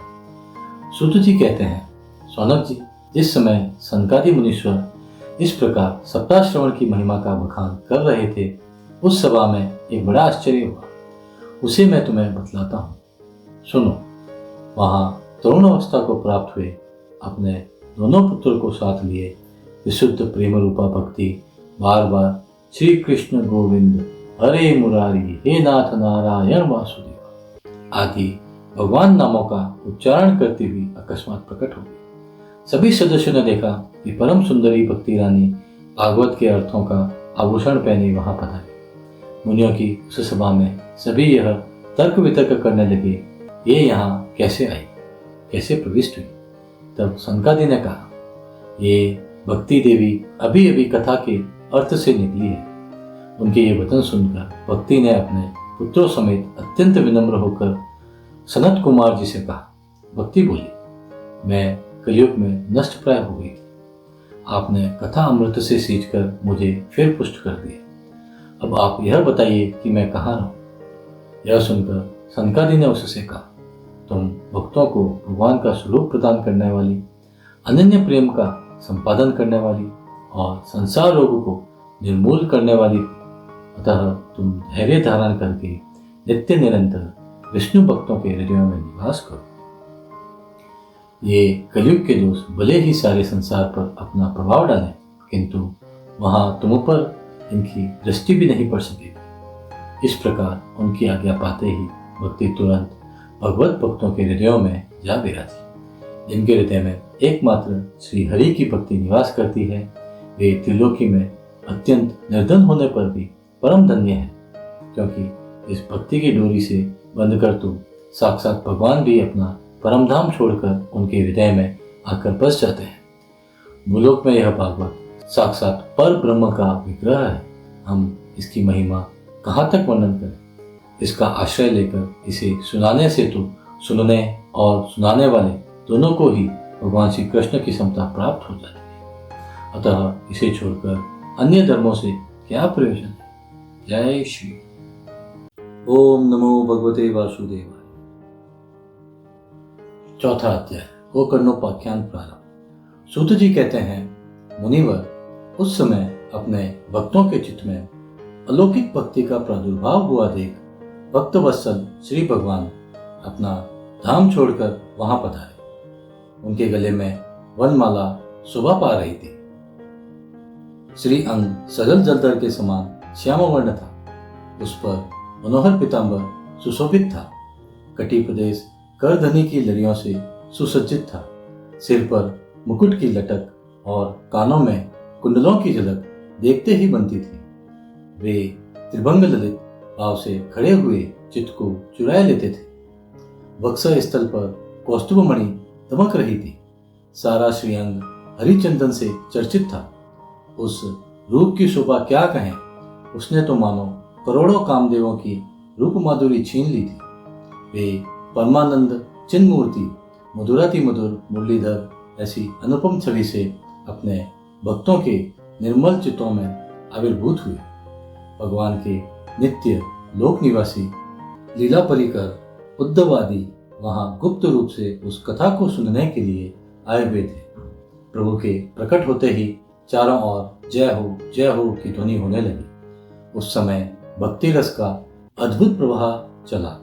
बार बार अबीर गुलाल और पुष्पों की वर्षा तथा शंख ध्वनि होने लगी। उस सभा में जो लोग बैठे थे, उन्हें अपने देह, गेह और आत्मा की भी कोई सुधि न रही। उनकी ऐसी तन्मयता देखकर नारद जी कहने लगे, मुनीश्वरगण, आज सप्ताह श्रवण की मैंने यह बड़ी ही अलौकिक महिमा देखी। यहाँ तो जो बड़े मूर्ख, दुष्ट और पशु पक्षी भी हैं, वे सभी अत्यंत निष्पाप हो गए हैं। अतः इसमें संदेह नहीं कि कली काल में चित्त की शुद्धि के लिए इस भागवत कथा के समान मर्त्य लोक में पाप पुंज का नाश करने वाला कोई दूसरा पवित्र साधन नहीं है। मुनिवर, आप लोग बड़े कृपालु हैं। आपने संसार के कल्याण का विचार करके यह बिल्कुल निराला ही मार्ग निकाला है। आप कृपया यह तो बताइए कि इस कथारूप सप्ताह यज्ञ के द्वारा संसार में कौन कौन लोग पवित्र हो जाते हैं। सनकादि ने कहा, जो लोग सदा तरह तरह के पाप किया करते हैं, निरंतर दुराचार में ही तत्पर रहते हैं और उल्टे मार्गों से चलते हैं, तथा जो क्रोधाग्नि से जलते रहने वाले कुटिल और कामपरायण हैं, वे सभी इस कलयुग में सप्ताह यज्ञ से पवित्र हो जाते हैं। जो सत्य से च्युत, माता पिता की निंदा करने वाले, तृष्णा के मारे व्याकुल, आश्रम धर्म से रहित, दंभी, दूसरों की उन्नति देखकर कूड़ने वाले और दूसरों को दुख देने वाले हैं, वे भी कलयुग में सप्ताह यज्ञ से पवित्र हो जाते हैं। जो मदिरापान, ब्रह्म हत्या, स्वर्ण की चोरी, गुरु स्त्री गमन और विश्वासघात, ये 5 महापाप करने वाले, छल छद्मपरायण, क्रूर, पिशाचों के समान निर्दयी, ब्राह्मणों के धन से पुष्ट होने वाले और व्यभिचारी हैं, वे भी कलयुग में सप्ताह यज्ञ से पवित्र हो जाते हैं। जो दुष्ट आग्रह पूर्वक सर्वदा मन, वाणी या शरीर से पाप करते रहते हैं, दूसरों के धन से ही पुष्ट होते हैं तथा मलिन मन और दुष्ट हृदय वाले हैं, वे भी कलयुग में सप्ताह यज्ञ से पवित्र हो जाते हैं। नारद जी, अब हम तुम्हें इस विषय में एक प्राचीन इतिहास सुनाते हैं। उसके सुनने से सब पाप नष्ट हो जाते हैं। पूर्व काल में तुंगभद्रा नदी के तट पर एक अनुभव नगर बसा हुआ था। वहाँ सभी वर्णों के लोग अपने अपने धर्मों का आचरण करते हुए सत्य और सत्कर्मों में तत्पर रहते थे। उस नगर में समस्त वेदों का विशेषज्ञ और स्रोत स्मार्त कर्मों में निपुण एक आत्मदेव नामक ब्राह्मण रहता था। वह साक्षात दूसरे सूर्य के समान तेजस्वी था। वह धनी होने पर भी भिक्षाजीवी था। उसकी प्यारी पत्नी धुंधुली, कुलीन एवं सुंदरी होने पर भी सदा अपनी बात पर अड़ जाने वाली थी। उसे लोगों की बात करने में सुख मिलता था। स्वभाव था क्रूर, प्रायः कुछ न कुछ बकवाद करती रहती थी। गृह कार्य में निपुण थी, कृपण थी और थी भी झगड़ालू। इस प्रकार ब्राह्मण दंपति प्रेम से अपने घर में रहते और विहार करते थे। उनके पास अर्थ और भोग विलास की सामग्री बहुत थी। घर द्वार भी सुंदर थे, परंतु उससे उन्हें सुख नहीं था। जब अवस्था बहुत डल गई, तब उन्होंने संतान के लिए तरह तरह के पुण्य कर्म आरंभ किए और वे दीन दुखियों को गाय, पृथ्वी, सुवर्ण और वस्त्रादि दान करने लगे। इस प्रकार धर्म मार्ग में उन्होंने अपना आधा धन समाप्त कर दिया, तो भी उन्हें पुत्र या पुत्री किसी का भी मुख देखने को न मिला। इसलिए अब वह ब्राह्मण बहुत ही चिंतातुर रहने लगा। एक दिन वह ब्राह्मण देवता बहुत दुखी होकर घर से निकलकर वन को चल दिया। दोपहर के समय उसे प्यास लगी, इसलिए वह एक तालाब पर आया। संतान के अभाव के दुख ने उसके शरीर को बहुत सुखा दिया था, इसलिए थक जाने के कारण जल पीकर वह वहीं बैठ गया। 2 घड़ी बीतने पर वहां एक सन्यासी महात्मा आए। जब ब्राह्मण देवता ने देखा कि वे जल पी चुके हैं, तब वह उनके पास गया और चरणों में नमस्कार करने के बाद सामने खड़े होकर लंबी लंबी सांसें लेने लगा। सन्यासी ने पूछा, कहो ब्राह्मण देवता, रोते क्यों हो? ऐसी तुम्हें क्या भारी चिंता है? तुम जल्दी ही मुझे अपने दुख का कारण बताओ। ब्राह्मण ने कहा, महाराज, मैं अपने पूर्व जन्म के पापों से संचित दुख का क्या वर्णन करूं? अब मेरे पितर मेरे द्वारा दी गई जलांजलि के जल को अपनी चिंताजनित सांस से कुछ गर्म करके पीते हैं। देवता और ब्राह्मण मेरा दिया हुआ प्रसन्न मन से स्वीकार नहीं करते। संतान के लिए मैं इतना दुखी हो गया हूँ कि मुझे सब सुना सुना ही दिखाई देता है। मैं प्राण त्यागने के लिए यहाँ आया हूँ। संतानहीन जीवन को धिक्कार है, संतानहीन ग्रह को धिक्कार है, संतानहीन धन को धिक्कार है और संतानहीन कुल को धिक्कार है। मैं जिस गाय को पालता हूँ वह भी सर्वथा बांझ हो जाती है। जो पेड़ लगाता हूँ उस पर भी फल फूल नहीं लगते। मेरे घर में जो फल आता है वह भी बहुत जल्दी सड़ जाता है। जब मैं ऐसा अभागा और पुत्रहीन हूँ, तब फिर इस जीवन को ही रखकर मुझे क्या करना है? यों कहकर वह ब्राह्मण दुख से व्याकुल हो उन सन्यासी महात्मा के पास फूट फूट कर रोने लगा। तब उन यतिवर के हृदय में बड़ी करुणा उत्पन्न हुई। वे योगनिष्ठ थे। उन्होंने उसके ललाट की रेखाएं देखकर सारा वृत्तांत जान लिया और फिर उसे विस्तार पूर्वक कहने लगे। सन्यासी ने कहा, ब्राह्मण देवता, इस प्रजा प्राप्ति का मोह त्याग दो। कर्म की गति प्रबल है। विवेक का आश्रय लेकर संसार की वासना छोड़ दो। विप्रवर, सुनो, मैंने इस समय तुम्हारा प्रारब्ध देखकर निश्चय किया है कि 7 जन्म तक तुम्हारे कोई संतान किसी प्रकार नहीं हो सकती। पूर्व काल में राजा सगर एवं अंग को संतान के कारण दुख भोगना पड़ा था। ब्राह्मण, अब तुम कुटुंब की आशा छोड़ दो, संन्यास में ही सब प्रकार का सुख है। ब्राह्मण ने कहा, महात्मा जी, विवेक से मेरा क्या होगा? मुझे तो बलपूर्वक पुत्र दीजिए, नहीं तो मैं आपके सामने ही शोक मूर्छित होकर अपने प्राण त्यागता हूँ। जिसमें पुत्र स्त्री आदि का सुख नहीं है, ऐसा संन्यास तो सर्वथा नीरस ही है। लोक में सरस तो पुत्र पौत्र आदि से भरा पूरा गृहस्थ आश्रम ही है। ब्राह्मण का ऐसा आग्रह देखकर उन तपोधन ने कहा, विधाता के लेख को मिटाने का हठ करने से राजा चित्रकेतु को बड़ा कष्ट उठाना पड़ा था। इसलिए देव जिसके उद्योग को कुचल देता है, उस पुरुष के समान तुम्हें भी पुत्र से सुख नहीं मिल सकेगा। तुमने तो बड़ा हठ पकड़ रखा है और अर्थों के रूप में तुम मेरे सामने उपस्थित हो। ऐसी दशा में मैं तुमसे क्या कहूँ? जब महात्मा जी ने देखा कि यह किसी प्रकार अपना आग्रह नहीं छोड़ता, तब उन्होंने उसे एक फल देकर कहा, इसे तुम अपनी पत्नी को खिला देना और इससे उसके एक पुत्र होगा। तुम्हारी स्त्री को 1 साल तक सत्य, शौच, दया, दान और एक समय एक ही अन्न खाने का नियम रखना चाहिए। यदि वह ऐसा करेगी तो बालक बहुत शुद्ध स्वभाव वाला होगा। यों कहकर वे योगीराज चले गए और ब्राह्मण अपने घर लौट आए। वहां आकर उसने वह फल अपनी स्त्री के हाथ में दे दिया और स्वयं कहीं चला गया। उसकी स्त्री तो कुटिल स्वभाव की थी ही। वह रो रो कर अपनी एक सखी से कहने लगी, सखी, मुझे तो बड़ी चिंता हो गई। मैं तो यह फल नहीं खाऊंगी। फल खाने से गर्भ रहेगा और गर्भ से पेट बढ़ जाएगा, फिर कुछ खाया पिया जाएगा नहीं। इससे मेरी शक्ति क्षीण हो जाएगी। तब बता, घर का धंधा कैसे होगा? और देववश यदि कहीं गांव में डाकुओं का आक्रमण हो गया तो गर्भिणी स्त्री कैसे भागेगी? यदि सुखदेव जी की तरह यह गर्भ भी पेट में ही रह गया तो इसे बाहर कैसे निकाला जाएगा? और कहीं प्रसव काल के समय वह टेढ़ा हो गया तो फिर प्राणों से ही हाथ धोना पड़ेगा।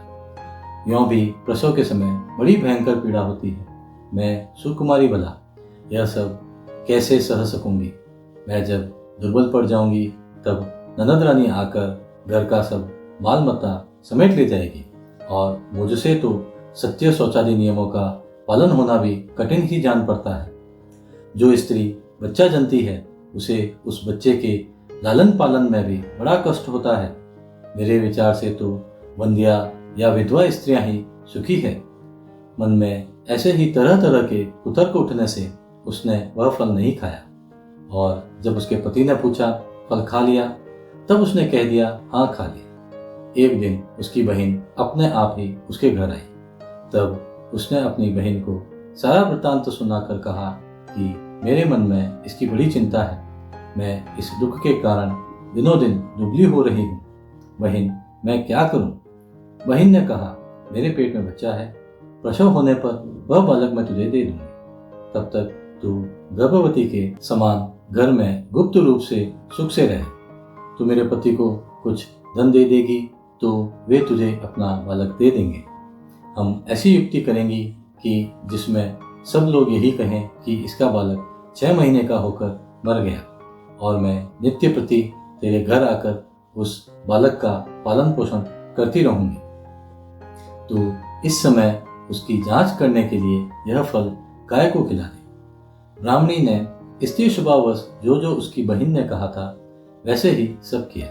इसके पश्चात समयानुसार जब उस स्त्री के पुत्र हुआ तब उसके पिता ने चुपचाप लाकर उसे धुंधुली को दे दिया और उसने आत्मदेव को सूचना दे दी कि मेरे सुखपूर्वक बालक हो गया है। इस प्रकार आत्मदेव के पुत्र हुआ सुनकर सब लोगों को बड़ा आनंद हुआ। ब्राह्मण ने उसका जात कर संस्कार करके ब्राह्मणों को दान दिया और उसके द्वार पर गाना बजाना तथा अनेक प्रकार के मांगलिक कृत्य होने लगे। धुंधुली ने अपने पति से कहा, मेरे स्तनों में तो दूध ही नहीं है, फिर गाय आदि किसी अन्य जीव के दूध से मैं इस बालक का किस प्रकार पालन करूंगी? मेरी बहन के अभी बालक हुआ था पर वह मर गया। उसे बुलाकर अपने यहाँ रख लें तो वह आपके इस बच्चे का पालन पोषण कर लेगी। तब पुत्र की रक्षा के लिए आत्मदेव ने वैसा ही किया तथा माता धुंधुली ने उस बालक का नाम धुंधुकारी रखा। इसके बाद 3 महीने बीतने पर उस गाय के भी एक मनुष्याकार बच्चा हुआ। वह सर्वांग सुंदर, दिव्य, निर्मल तथा सुवर्ण की सी कांति वाला था। उसे देखकर ब्राह्मण देवता को बड़ा आनंद हुआ और उसने स्वयं ही उसके सब संस्कार किए। इस समाचार से और सब लोगों को भी बड़ा आश्चर्य हुआ और वे बालक को देखने के लिए आए तथा आपस में कहने लगे, देखो भाई, अब आत्मदेव का कैसा भाग्य उदय हुआ है। कैसे आश्चर्य की बात है कि गाय के भी ऐसा दिव्य रूप बालक उत्पन्न हुआ है। देव योग से इस गुप्त रहस्य का किसी को भी पता न लगा। आत्मदेव ने उस बालक के गाय के समान कान देखकर उसका नाम गोकर्ण रखा। कुछ काल बीतने पर वे दोनों बालक जवान हो गए। उनमें गोकर्ण तो बड़ा पंडित और ज्ञानी हुआ, किंतु धुंधुकारी बड़ा ही दुष्ट निकला। स्नान, शौच आदि ब्राह्मणोचित आचारों का उसमें नाम भी न था और न खान पान का ही कोई परहेज था। क्रोध उसमें बहुत बढ़ा चढ़ा था। वह बुरी बुरी वस्तुओं का संग्रह किया करता था। मुर्दे के हाथ से छुआया हुआ अन्न भी खा लेता था। दूसरों की चोरी करना और सब लोगों से द्वेष बढ़ाना उसका स्वभाव बन गया था। छिपे छिपे वह दूसरों के घरों में आग लगा देता था। दूसरों के बालकों को खिलाने के लिए गोद में देता और उन्हें चट कुएं में डाल देता। हिंसा का उसे व्यसन सा हो गया था। हर समय वह अस्त्र शस्त्र धारण किए रहता और बेचारे अंधे और दीन दुखियों को व्यर्थ तंग करता। चांडालों से उसका विशेष प्रेम था। बस हाथ में फंदा लिए कुत्तों की टोली के साथ शिकार की टोह में घूमता रहता। वैश्यों के जाल में फंसकर उसने अपने पिता की सारी संपत्ति नष्ट कर दी। एक दिन माता पिता को मार पीट कर घर के सब बर्तन भांडे उठा ले गया। इस प्रकार जब सारी संपत्ति स्वाहा हो गई तब उसका कृपण पिता फूट फूट कर रोने लगा और बोला, इससे तो इसकी माँ का बांझ रहना ही अच्छा था। कुपुत्र तो बड़ा ही दुखदायी होता है। अब मैं कहाँ रहूं, कहाँ जाऊं, मेरे इस संकट को कौन काटेगा। हाय, मेरे ऊपर तो बड़ी विपत्ति आ पड़ी है। इस दुख के कारण अवश्य मुझे एक दिन प्राण छोड़ने पड़ेंगे। उसी समय परम ज्ञानी गोकर्ण जी वहां आए और उन्होंने पिता को वैराग्य का उपदेश करते हुए बहुत समझाया। वे बोले, पिताजी, यह संसार असार है। यह अत्यंत दुखरूप और मोह में डालने वाला है। पुत्र किसका, धन किसका, स्नेहवान पुरुष रात दिन दीप के समान जलता रहता है। सुख न तो इंद्र को है और न चक्रवर्ती राजा को। सुख है तो केवल विरक्त एकांत जीवी मुनि को। यह मेरा पुत्र है, इस अज्ञान को छोड़ दीजिए। मोह से नरक की प्राप्ति होती है। यह शरीर तो नष्ट होगा ही, इसलिए सब कुछ छोड़कर वन में चले जाइए। गोकर्ण के वचन सुनकर आत्मदेव वन में जाने के लिए तैयार हो गया और उनसे कहने लगा, बेटा, वन में रहकर मुझे क्या करना चाहिए, यह मुझसे विस्तार पूर्वक कहो। मैं बड़ा मूर्ख हूँ। अब तक कर्मवश स्नेह पास में बंधा हुआ अपंग की भांति इस घर रूप अंधेरे कुएं में ही पड़ा रहा। तुम बड़े दयालु हो, इससे मेरा उद्धार करो। गोकर्ण जी ने कहा, पिताजी, यह शरीर हड्डी, मांस और रुधिर का पिंड है। इसे आप मैं मानना छोड़ दें और स्त्री पुत्रादि को अपना कभी न माने। इस संसार को रात दिन क्षण भंगुर देखें। इसकी किसी भी वस्तु को स्थायी समझकर उसमें राग न करें। बस एकमात्र वैराग्य रस के रसिक होकर भगवान की भक्ति में लगे रहें। भगवत जन ही सबसे बड़ा धर्म है। निरंतर उसी का आश्रय लिए रहें। अन्य सब प्रकार के लौकिक धर्मों से मुख मोड़ लें। सदा साधुजनों की सेवा करें। भोगों की लालसा को पास न फटकने दें तथा जल्दी से जल्दी दूसरों के गुण दोषों का विचार करना छोड़कर एकमात्र भगवत सेवा और भगवान की कथाओं के रस का ही पान करें। इस प्रकार पुत्र की वाणी से प्रभावित होकर आत्मदेव ने घर छोड़ दिया और वन की यात्रा की। यद्यपि उसकी आयु उस समय 60 वर्ष की हो चुकी थी, फिर भी बुद्धि में पूरी दृढ़ता थी। वहां रात दिन भगवान की सेवा पूजा करने से और नियम पूर्वक भागवत के 10वें स्कंद का पाठ करने से उसने भगवान श्री कृष्णचंद्र को प्राप्त कर लिया। जय श्री। ओम नमो भगवते वासुदेवाय। 5वां अध्याय, धुंधुकारी को प्रेत योनि की प्राप्ति और उससे उद्धार। सूत जी कहते हैं, सौनक जी, पिता के वन चले जाने पर एक दिन धुंधुकारी ने अपनी माता को बहुत पीटा और कहा, बता धन कहाँ रखा है, नहीं तो अभी तेरी लुआठी अर्थात जलती लकड़ी से खबर लूंगा।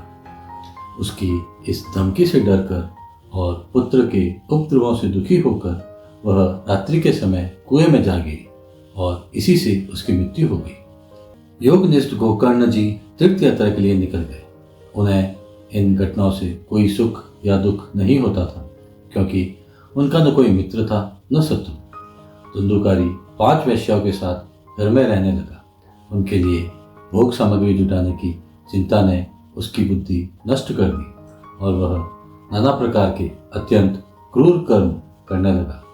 एक दिन उन कुलटाओं ने उससे बहुत से गहने मांगे। वह तो काम से अंधा हो रहा था। मौत की उसे कभी याद नहीं आती थी। बस उन्हें जुटाने के लिए वह घर से निकल पड़ा। वह जहाँ तहाँ से बहुत सा धन चुराकर घर लौट आया तथा उन्हें कुछ सुंदर वस्त्र और आभूषण लाकर दिए। चोरी का बहुत माल देखकर रात्रि के समय स्त्रियों ने विचार किया कि यह नित्य ही चोरी करता है, इसलिए इसे किसी दिन अवश्य राजा पकड़ लेगा। राजा यह सारा धन छीनकर इसे निश्चय ही प्राण दंड देगा।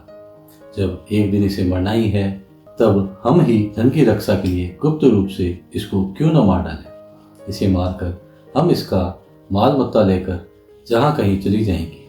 ऐसा निश्चय कर उन्होंने सोए हुए धुंधुकारी को रस्सियों से कस दिया और उसके गले में फांसी लगाकर उसे मारने का प्रयत्न किया। इससे जब वह जल्दी न मरा तो उन्हें बड़ी चिंता हुई।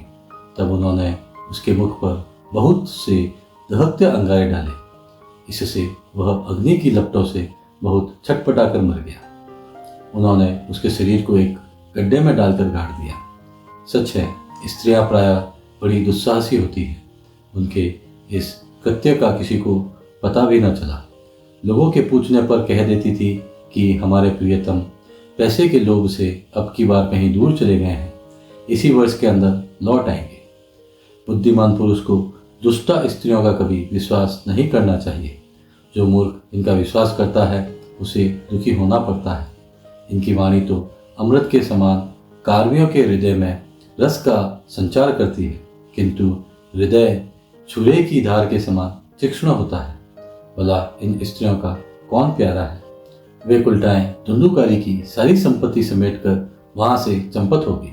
उनके ऐसे न जाने कितने पति थे और धुंधुकारी अपने कुकर्मों के कारण भयंकर प्रेत हुआ। वह बवंडर के रूप में सर्वदा 200 दिशाओं में भटकता रहता था तथा शीत घाम से संतप्त और भूख प्यास से व्याकुल होने के कारण हाँ देव चिल्लाता रहता था, परंतु उसे कहीं भी कोई आश्रय न मिला।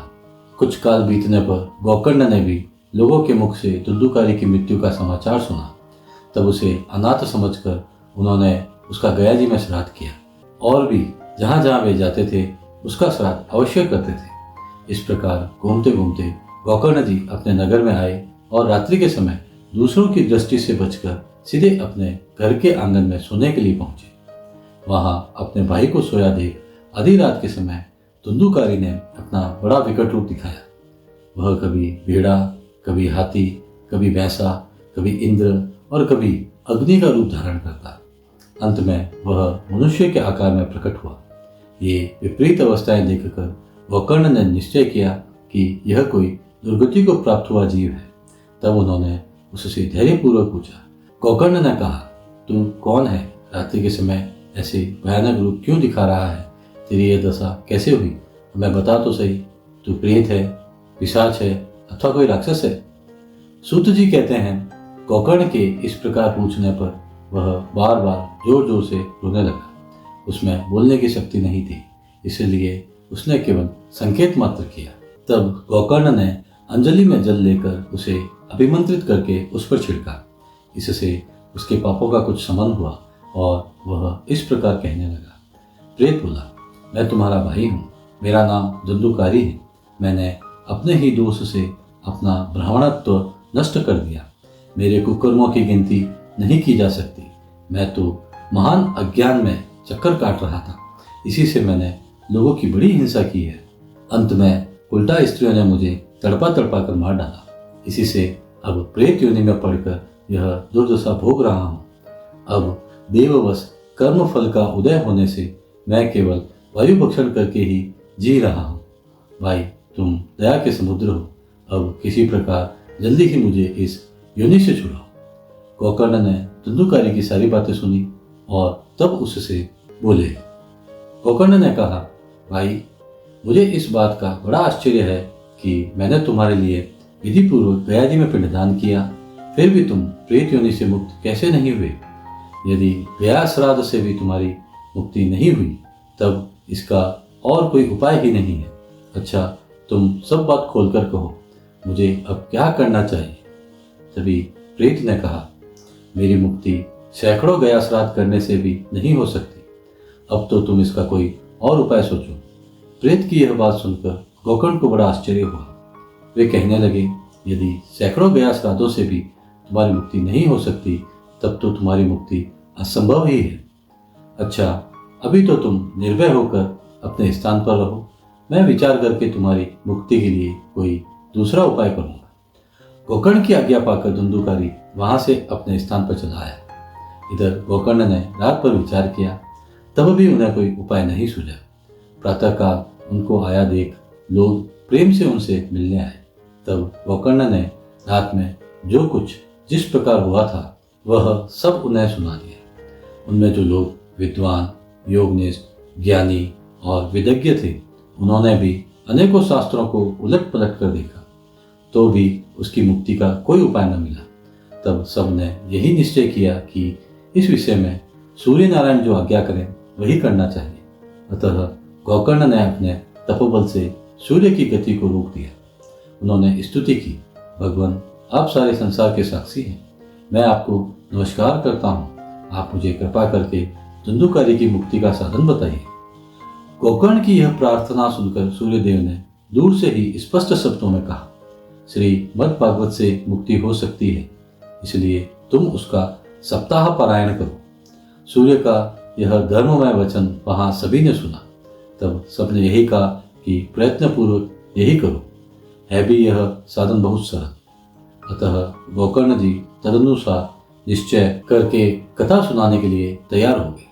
देश और गांवों से अनेकों लोग कथा सुनने के लिए आए। बहुत से लंगड़े, लूले, अंधे, बूढ़े और मंदबुद्धि पुरुष भी अपने पापों की निवृत्ति के उद्देश्य से वहां आ पहुंचे। इस प्रकार वहां इतनी भीड़ हो गई कि उसे देखकर देवताओं को भी आश्चर्य होता था।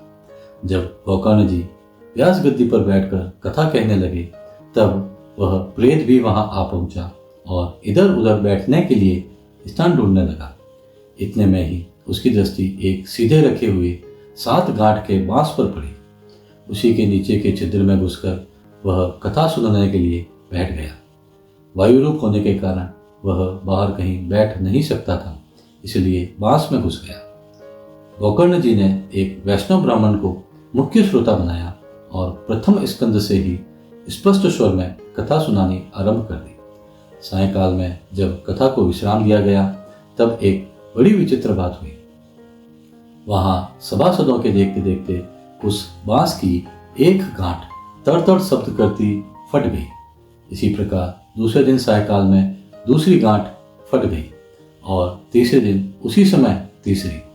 इस प्रकार 7 दिनों में 7 गांठों को फोड़कर धुंधुकारी 12 स्कंदों के सुनने से पवित्र होकर प्रेत योनि से मुक्त हो गया और दिव्य रूप धारण करके सबके सामने प्रकट हुआ।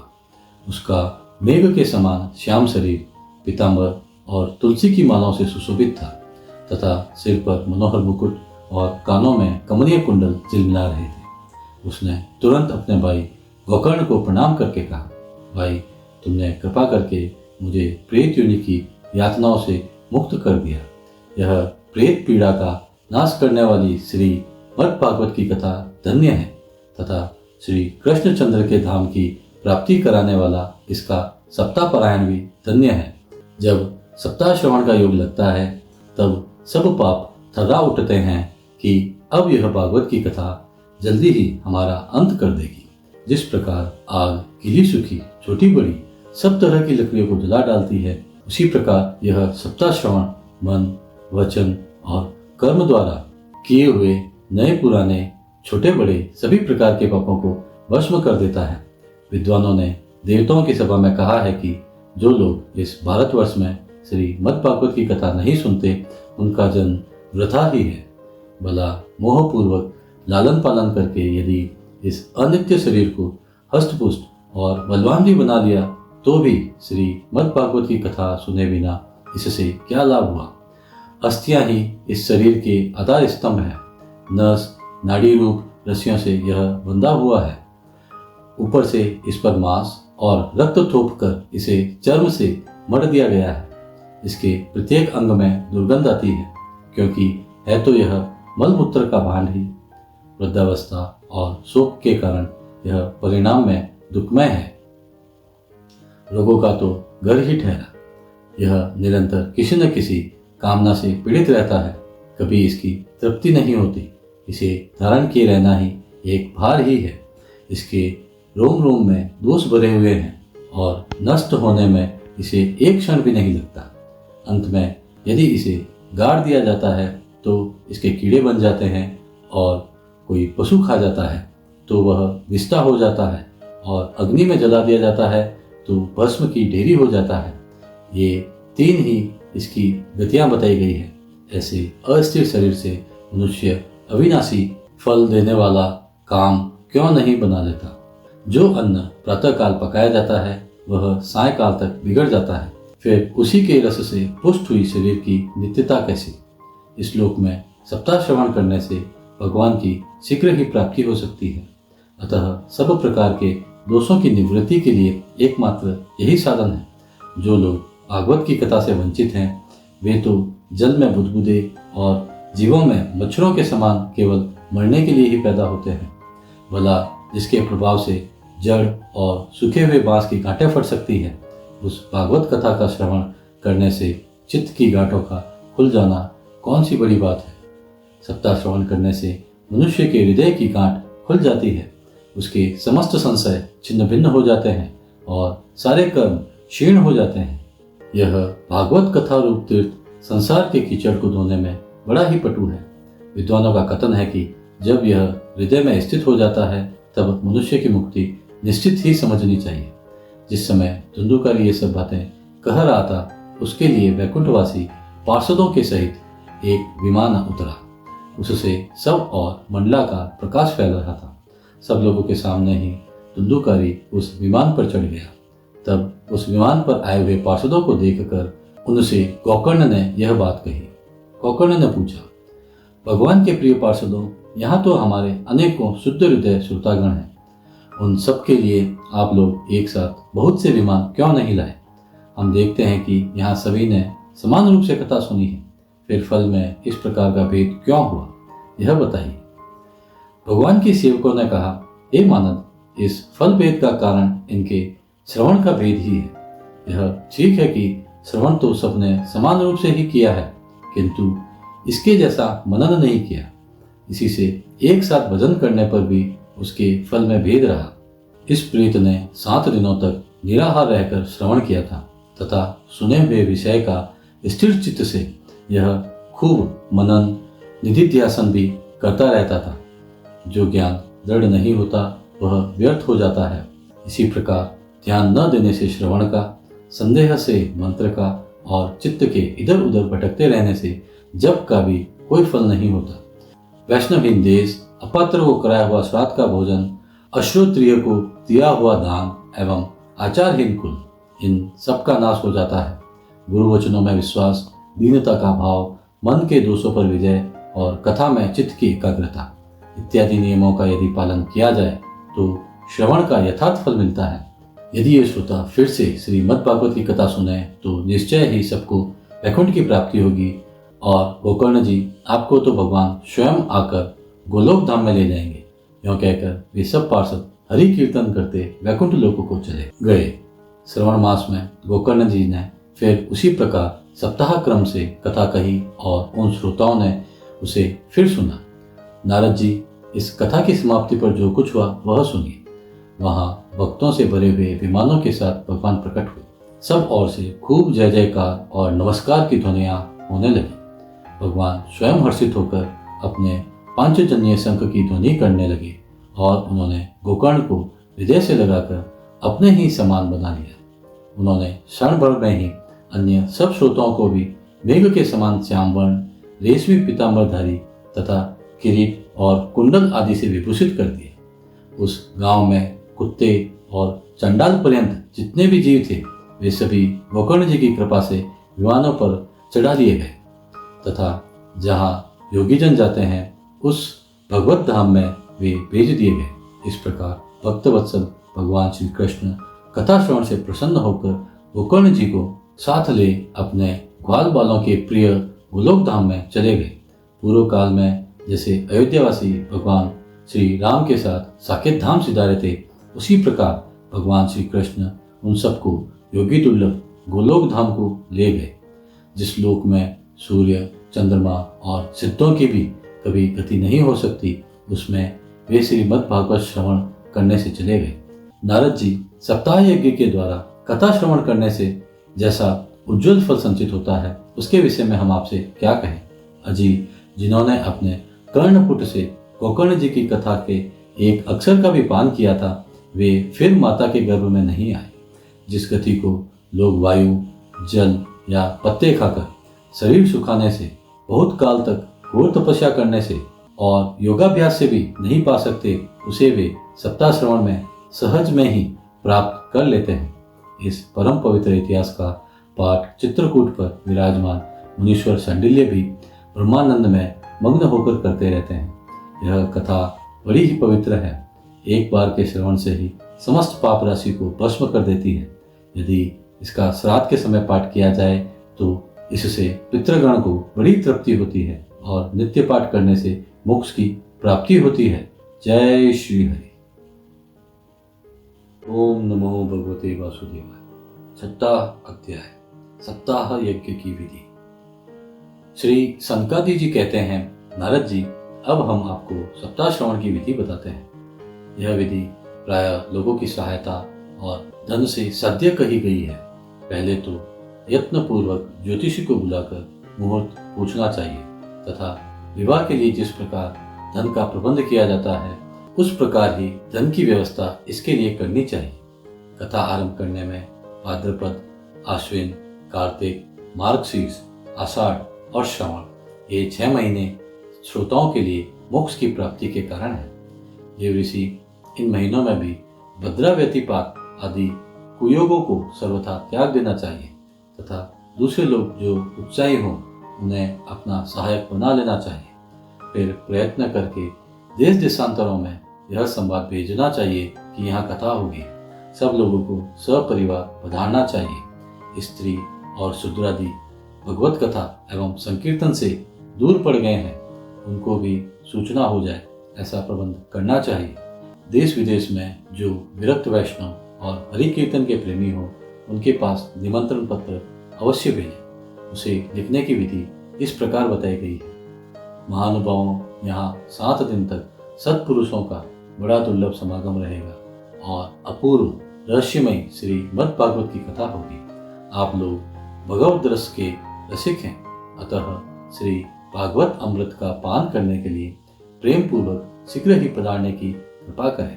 यदि आपको विशेष अवकाश न हो तो भी एक दिन के लिए तो अवश्य ही कृपा करनी चाहिए, क्योंकि यहाँ का तो एक क्षण भी अत्यंत दुर्लभ है। इस प्रकार विनय पूर्वक उन्हें निमंत्रित करें और जो लोग आए उनके लिए यथोचित निवास स्थान का प्रबंध करें। कथा का श्रवण किसी तीर्थ में, वन में अथवा अपने घर पर भी अच्छा माना गया है। जहाँ लंबा चौड़ा मैदान हो वहीं कथा स्थल रखना चाहिए। भूमि का शोधन, मार्जन और लेपन करके रंग बिरंगी धातुओं से चौक पूरें।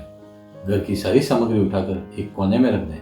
5 दिन पहले से ही यत्नपूर्वक बहुत से बिछाने के वस्त्र एकत्र कर लें तथा केले के खंभों से सुशोभित एक ऊंचा मंडप तैयार कराएं। उसे सब और फल, पुष्प, पत्र और चंदोवे से अलंकृत करें तथा चारों ओर झंडियाँ लगाकर तरह तरह के सामानों से सजा दें। उस मंडप में कुछ ऊंचाई पर 7 विशाल लोकों की कल्पना करें और उनमें विरक्त ब्राह्मणों को बुला बुला कर बैठाएं। आगे की ओर उनके लिए वहाँ यथोचित आसन तैयार रखें। इनके पीछे वक्ता के लिए भी एक दिव्य सिंहासन का प्रबंध करें। यदि वक्ता का मुख उत्तर की ओर रहे तो श्रोता पूर्वाभिमुख होकर बैठें, और यदि वक्ता पूर्वाभिमुख रहे तो श्रोता को उत्तर की ओर मुख करके बैठना चाहिए, अथवा वक्ता और श्रोता को पूर्वमुख होकर बैठना चाहिए। देश काल आदि को जानने वाले महानुभावों ने श्रोता के लिए ऐसा ही नियम बताया है। जो वेद शास्त्र की स्पष्ट व्याख्या करने में समर्थ हो, तरह तरह के दृष्टांत दे सकता हो तथा विवेकी और अत्यंत निस्पृह हो, ऐसे विरक्त और विष्णु भक्त ब्राह्मण को वक्ता बनाना चाहिए। श्रीमद् भागवत के प्रवचन में ऐसे लोगों को नियुक्त नहीं करना चाहिए जो पंडित होने पर भी अनेक धर्मों के चक्कर में पड़े हुए स्त्री लंपट एवं पाखंड के प्रचारक हो। वक्ता के पास ही उसकी सहायता के लिए एक वैसा ही विद्वान और स्थापित करना चाहिए, वह भी सब प्रकार के संशयों की निवृत्ति करने में समर्थ और लोगों को समझाने में कुशल हो। कथा प्रारंभ के दिन से एक दिन पूर्व व्रत ग्रहण करने के लिए वक्ता को शोर करा लेना चाहिए तथा अरुणोदय के समय सोच से निवृत्त होकर अच्छी तरह स्नान करें और संध्यादि अपने नित्य कर्मों को संक्षेप से समाप्त करके कथा के विघ्नों की निवृत्ति के लिए गणेश जी का पूजन करें। तदनंतर पितृगण का तर्पण कर पूर्व पापों की शुद्धि के लिए प्रायश्चित करें और एक मंडल बनाकर उसमें श्री हरि को स्थापित करें। फिर भगवान श्री कृष्ण को लक्ष्य करके मंत्रोच्चार पूर्वक क्रमशः षोडशोपचार विधि से पूजन करें और उसके पश्चात प्रदक्षिणा तथा नमस्कार आदि कर इस प्रकार स्तुति करें। करुणा निदान, मैं संसार सागर में डूबा हुआ और बड़ा दीन हूँ। कर्मों की मोह रूपी ग्रह ने मुझे पकड़ रखा है। आप इस संसार सागर से मेरा उद्धार कीजिए। इसके पश्चात धूप दीप आदि सामग्रियों से श्रीमद् भागवत की बड़े उत्साह और प्रीतिपूर्वक विधि विधान से पूजा करें। फिर पुस्तक के आगे नारियल रखकर नमस्कार करें और प्रसन्न चित्त से इस प्रकार स्तुति करें। श्रीमद् भागवत के रूप में आप साक्षात श्री कृष्णचंद्र ही विराजमान हैं। नाथ, मैंने भवसागर से छुटकारा पाने के लिए आपकी शरण ली है। मेरा यह मनोरथ आप बिना किसी विघ्न बाधा के संगोपांग पूरा करें। केशव, मैं आपका दास हूँ। इस प्रकार दीन वचन कहकर फिर वक्ता का पूजन करें, उसे सुंदर वस्त्र आभूषणों से विभूषित करें और फिर पूजा के पश्चात उसकी इस प्रकार स्तुति करें। सुख स्वरूप भगवान, आप समझाने की कला में कुशल और सब शास्त्रों में पारंगत हैं। कृपया इस कथा को प्रकाशित करके मेरा अज्ञान दूर करें। फिर अपने कल्याण के लिए प्रसन्नता पूर्वक उसके सामने नियम ग्रहण करें और 7 दिनों तक यथाशक्ति उसका पालन करें। कथा में विघ्न न हो, इसके लिए 5 ब्राह्मणों को और वर्ण करें। वे 12 मंत्र द्वारा भगवान के नामों का जप करें। फिर ब्राह्मण अन्य विष्णु भक्त एवं कीर्तन करने वालों को नमस्कार करके उनकी पूजा करें और उनकी आज्ञा पाकर स्वयं भी आसन पर बैठ जाएं। जो पुरुष लोक, संपत्ति, धन, घर और पुत्र आदि की चिंता छोड़कर शुद्ध चित्त से केवल कथा में ही ध्यान रखता है, उसे इसके श्रवण का उत्तम फल मिलता है। बुद्धिमान वक्ता को चाहिए कि सूर्योदय से कथा आरंभ करके 3:30 पहर तक मध्यम स्वर से अच्छी तरह कथा वाचें। दोपहर के समय 2 घड़ी तक कथा बंद रखें। उस समय कथा के प्रसंग के अनुसार वैष्णवों को भगवान के गुणों का कीर्तन करना चाहिए। व्यर्थ बातें नहीं करनी चाहिए। कथा के समय मलमूत्र के वेग को काबू में रखने के लिए अल्पाहार सुखकारी होता है, इसलिए श्रोता केवल एक ही समय हविष्यात्र भोजन करें। यदि शक्ति हो तो 7 दिन निराहार रहकर कथा सुने अथवा केवल घी या दूध पीकर सुखपूर्वक श्रवण करें अथवा फलाहार या एक समय ही भोजन करें, जिससे जैसा नियम सुबीते से सद सके उसी को कथा श्रवण के लिए ग्रहण करें। मैं तो उपवास की अपेक्षा भोजन करना अच्छा समझता हूँ, यदि वह कथा श्रवण में सहायक हो। यदि उपवास से श्रवण में बाधा पहुंचती हो तो वह किसी काम का नहीं है। नारद जी, नियम से सप्ताह सुनने वाले पुरुषों के नियम सुनिए। विष्णु भक्त की दीक्षा से रहित पुरुष कथा श्रवण का अधिकारी नहीं है। जो पुरुष नियम से कथा सुने उसे ब्रह्मचर्य से रहना, भूमि पर सोना और नित्य प्रति कथा समाप्त होने पर पत्तल में भोजन करना चाहिए। दाल, मधु, तेल, गरिष्ठ अन्न, भाव दूषित पदार्थ और बासी अन्न, इनका उसे सर्वदा ही त्याग करना चाहिए। काम, क्रोध, मद, मान, मत्सर, लोभ, दंभ, मोह और द्वेष को तो अपने पास भी नहीं फटकने देना चाहिए। वह वेद, वैष्णव, ब्राह्मण, गुरु, गौ सेवक तथा स्त्री, राजा और महापुरुषों की निंदा से भी बचे। नियम से कथा सुनने वाले पुरुष को रजस्वला स्त्री, अंत्यज, मलिच्छा, पतित, गायत्रीहीन, द्विज ब्राह्मणों से द्वेष करने वाले तथा वेद को न मानने वाले पुरुषों से बात नहीं करनी चाहिए। सर्वदा सत्य, शौच, दया, मौन, सरलता, विनय और उदारता का बर्ताव करना चाहिए। धनहीन, क्षय रोगी, किसी अन्य रोग से पीड़ित, भाग्यहीन, पापी, पुत्रहीन और मुमुक्षु भी यह कथा श्रवण करें। जिस स्त्री का रजोदर्शन रुक गया हो, जिसके एक ही संतान होकर रह गई हो, जो बांझ हो, जिसकी संतान होकर मर जाती हो अथवा जिसका गर्भ गिर जाता हो, वह यत्नपूर्वक इस कथा को सुने। ये सब यदि विधिवत कथा सुने तो इन्हें अक्षय फल की प्राप्ति हो सकती है।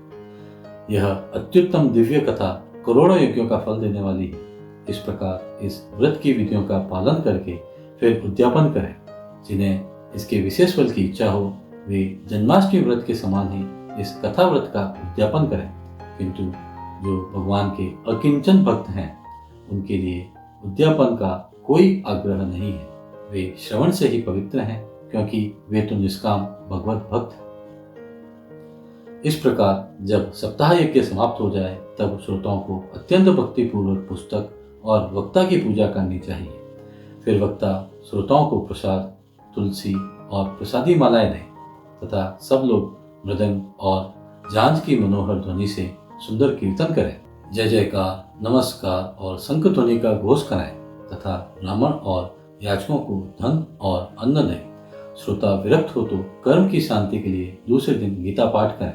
ग्रस्त हो तो हवन करें।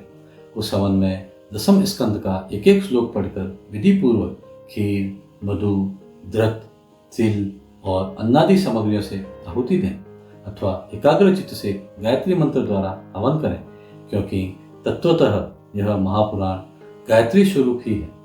होम करने की शक्ति न हो तो उसका फल प्राप्त करने के लिए ब्राह्मणों को हवन सामग्री दान करें तथा नाना प्रकार की त्रुटियों को दूर करने के लिए और विधि में फिर जो न्यूनाधिकता रह गई हो उसके दोषों की शांति के लिए विष्णु सहस्त्र नाम का पाठ करें। उससे सभी कर्म सफल हो जाते हैं, क्योंकि कोई भी कर्म इससे बढ़कर नहीं है।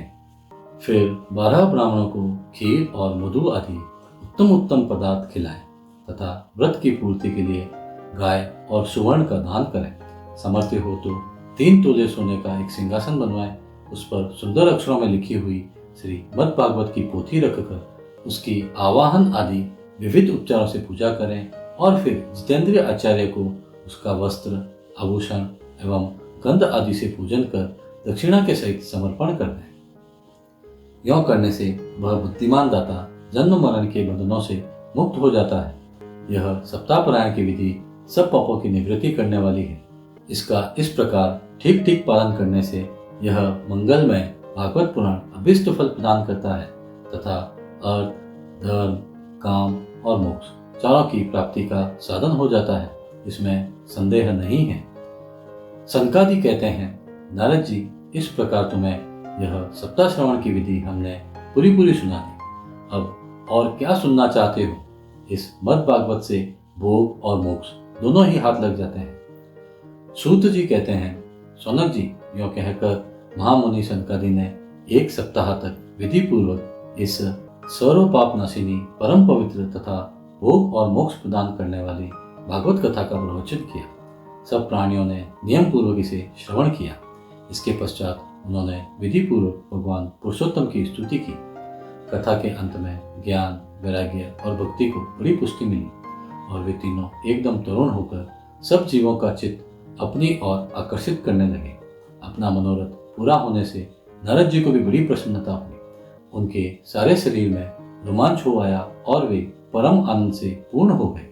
इस प्रकार कथा श्रवण कर भगवान के प्यारे नारद जी हाथ जोड़कर प्रेम गदगद वाणी से सनकादि से कहने लगे। नारद जी ने कहा, मैं धन्य हूँ, आप लोगों ने करुणा करके मुझे बड़ा ही अनुग्रहित किया है। आज मुझे सर्व पापहारी भगवान श्री हरि की प्राप्ति हो गई। तपोधनों, मैं श्री मद्भागवत श्रवण को ही सब धर्मों में श्रेष्ठ मानता हूँ, क्योंकि इसके श्रवण से वैकुंठ, गोलोक विहारी श्री कृष्ण की प्राप्ति होती है। सूत जी कहते हैं, सौनक जी, वैष्णव श्रेष्ठ नारद जी यों कह ही रहे थे कि वहां घूमते घूमते योगेश्वर सुखदेव जी आ गए। कथा समाप्त होते ही व्यास नंदन श्री सुखदेव जी वहां पधारे। 16 वर्ष की सी आयु आत्मलाभ से पूर्ण ज्ञान रूपी महासागर का संवर्धन करने के लिए चंद्रमा के समान वे प्रेम से धीरे धीरे श्री मद्भागवत का पाठ कर रहे थे। परम तेजस्वी सुखदेव जी को देखकर सारे सभासद झटपट खड़े हो गए और उन्हें एक ऊंचे आसन पर बैठाया। फिर देव ऋषि नारद जी ने उनका प्रेम पूर्वक पूजन किया। उन्होंने सुख पूर्वक बैठकर कहा, आप लोग मेरी निर्मल वाणी सुनिए। श्री सुखदेव जी बोले, रसिक एवं भावुक जन, यह श्रीमद् भागवत वेद रूप कल्पवृक्ष का परिपक्व फल है। श्री सुखदेव रूप सुख के मुख का संयोग होने से अमृत रस से परिपूर्ण है। यह रस ही रस है, इसमें न छिलका है न गुठली। यह इसी लोक में सुलभ है। जब तक शरीर में चेतना रहे तब तक आप लोग बार बार इसका पान करें। महामुनि व्यास देव ने श्री मद्भागवत महापुराण की रचना की है। इसमें निष्कपट निष्काम परम धर्म का निरूपण है। इसमें शुद्धांतःकरण सत्पुरुषों के जानने योग्य कल्याणकारी वास्तविक वस्तु का वर्णन है, जिससे तीनों तापों की शांति होती है। इसका आश्रय लेने पर दूसरे शास्त्र अथवा साधन की आवश्यकता नहीं रहती। जब कभी पुण्यात्मा पुरुष इसके श्रवण की इच्छा करते हैं, तभी ईश्वर अविलंब उनके हृदय में अवरुद्ध हो जाते हैं। यह भागवत पुराणों का तिलक और वैष्णवों का धन है। इसमें परमहंसों के प्राप्य विशुद्ध ज्ञान का ही वर्णन किया गया है तथा ज्ञान, वैराग्य और भक्ति के सहित निवृत्ति मार्ग को प्रकाशित किया गया है। जो पुरुष भक्ति पूर्वक इसके श्रवण, पठन और मनन में तत्पर रहता है, वह मुक्त हो जाता है। यह रस स्वर्गलोक, सत्यलोक, कैलाश और वैकुंठ में भी नहीं है। इसलिए भाग्यवान श्रोताओं, तुम इसका खूब पान करो, इसे कभी मत छोड़ो, मत छोड़ो। सूत जी कहते हैं, श्री सुखदेव जी इस प्रकार कह ही रहे थे कि उस सभा के बीचों बीच प्रहलाद, बलि, उद्धव और अर्जुन आदि पार्षदों के सहित साक्षात श्री हरि प्रकट हो गए। तब देव ऋषि नारद ने भगवान और उनके भक्तों की यथोचित पूजा की। भगवान को प्रसन्न देखकर देव ऋषि ने उन्हें एक विशाल सिंहासन पर बैठा दिया और सब लोग उनके सामने संकीर्तन करने लगे। उस कीर्तन को देखने के लिए श्री पार्वती जी के सहित महादेव जी और ब्रह्मा जी भी आए। कीर्तन आरंभ हुआ। प्रहलाद जी तो चंचल गति फुर्तीले होने के कारण करताल बजाने लगे। उद्धव जी ने झांझें उठा ली। देव ऋषि नारद वीणा की ध्वनि करने लगे। स्वर विज्ञान, ज्ञान विद्या में कुशल होने के कारण अर्जुन राग अलापने लगे। इंद्र ने मृदंग बजाना आरंभ किया। सनकादि बीच बीच में जयघोष करने लगे और इन सब के आगे सुखदेव जी तरह तरह की सरस अंग भंगी करके भाव बताने लगे। इन सब के बीच में परम तेजस्वी भक्ति, ज्ञान और वैराग्य नटों के समान नाचने लगे। ऐसा अलौकिक कीर्तन देखकर भगवान प्रसन्न हो गए और इस प्रकार कहने लगे, मैं तुम्हारी इस कथा और कीर्तन से बहुत प्रसन्न हूँ। तुम्हारे भक्ति भाव ने इस समय मुझे अपने वश में कर लिया है, अतः तुम लोग मुझसे वर मांगो। भगवान के ये वचन सुनकर सब लोग बड़े प्रसन्न हुए और प्रेमार्द्र चित्त से भगवान से कहने लगे, भगवान, हमारी यह अभिलाषा है कि भविष्य में भी जहाँ कहीं सप्ताह कथा हो, वहाँ आप इन पार्षदों के सहित अवश्य पधारें। हमारा यह मनोरथ पूर्ण कर दीजिए। भगवान तथास्तु कहकर अंतर्धान हो गए। इसके पश्चात नारद जी ने भगवान तथा उनके पार्षदों के चरणों को लक्ष्य करके प्रणाम किया और फिर सुखदेव जी आदि तपस्वियों को भी नमस्कार किया। कथा अमृत का पान करने से सब लोगों को बड़ा ही आनंद हुआ। उनका सारा मोह नष्ट हो गया। फिर वे सब लोग अपने अपने स्थानों को चले गए। उस समय सुखदेव जी ने भक्ति को उसके पुत्रों सहित अपने शास्त्र में स्थापित कर दिया। इसी से भागवत का सेवन करने से श्री हरि वैष्णवों के हृदय में आ विराजते हैं। जो लोग दरिद्रता के दुख ज्वर की ज्वाला से दग्ध हो रहे हैं, जिन्हें माया पिशाची ने रौंद डाला है तथा जो संसार समुद्र में डूब रहे हैं, उनका कल्याण करने के लिए श्री मद् भागवत सिंहनाद कर रहा है। शौनक जी ने पूछा, सूत जी, सुखदेव जी ने राजा परीक्षित को, गोकर्ण ने धुंधुकारी को और सनकादि ने नारद जी को किस किस समय यह ग्रंथ सुनाया था? मेरा यह संशय दूर कीजिए। सूत जी ने कहा, भगवान श्री कृष्ण के स्वधाम गमन के बाद कलयुग के 30 वर्ष से कुछ अधिक बीत जाने पर भाद्रपद मास की शुक्ला नवमी को सुखदेव जी ने कथा आरंभ की थी। राजा परीक्षित के कथा सुनने के बाद कलयुग के 200 वर्ष बीत जाने पर आषाढ़ मास की शुक्ला नवमी को गोकर्ण जी ने यह कथा सुनाई थी। इसके पीछे कलयुग के 30 वर्ष और निकल जाने पर कार्तिक शुक्ला नवमी से सनकादि ने कथा आरंभ की थी। निष्पाप शौनक जी, आपने जो कुछ पूछा था उसका उत्तर मैंने आपको दे दिया। इस कलयुग में भागवत की कथा भव रोग की रामबाण औषध है। संतजन, आप लोग आदर पूर्वक इस कथा अमृत का पान कीजिए। यह श्री कृष्ण को अत्यंत प्रिय, संपूर्ण पापों का नाश करने वाला, मुक्ति का एकमात्र कारण और भक्ति को बढ़ाने वाला है। लोक में अन्य कल्याणकारी साधनों का विचार करने और तीर्थों का सेवन करने से क्या होगा? अपने दूत को हाथ में पाश लिए देखकर यमराज उसके कान में कहते हैं, देखो, जो भगवान की कथा वार्ता में मत हो रहे हो उनसे दूर रहना। मैं औरों को ही दंड देने की शक्ति रखता हूँ, वैष्णवों को नहीं। इस असार संसार में विषय रूप विष की आसक्ति के कारण व्याकुल बुद्धि वाले पुरुषों, अपने कल्याण के उद्देश्य से आधे क्षण के लिए भी इस सुख कथा रूप अनुपम सुधा का पान करो। प्यारे भाइयों, निंदित कथाओं से युक्त कुपथ में व्यर्थ ही क्यों भटक रहे हो? इस कथा के कान में प्रवेश करते ही मुक्ति हो जाती है। इस बात के साक्षी राजा परीक्षित हैं। श्री सुखदेव जी ने प्रेम रस के प्रवाह में स्थित होकर इस कथा को कहा था। इसका जिसके कंठ से संबंध हो जाता है वह वैकुंठ का स्वामी बन जाता है। शौनक जी, मैंने अनेक शास्त्रों को देखकर आपको यह परम गोप्य रहस्य अभी अभी सुनाया है। सब शास्त्रों के सिद्धांतों का यही निचोड़ है। संसार में इस सुख शास्त्र से अधिक पवित्र और कोई वस्तु नहीं है। अतः आप लोग परम आनंद की प्राप्ति के लिए इस 12 स्कंद रूप रस का पान करें। जो पुरुष नियम पूर्वक इस कथा का भक्ति भाव से श्रवण करता है और जो शुद्धांतकरण भगवत भक्तों के सामने इसे सुनाता है, वे दोनों ही विधि का पूरा पालन करने के कारण इसका यथार्थ फल पाते हैं। उनके लिए त्रिलोकी में कुछ भी असाध्य नहीं रह जाता है। श्री मद् भागवत महात्म्य समाप्त। हरि ओम तत्सत्। जय श्री हरि।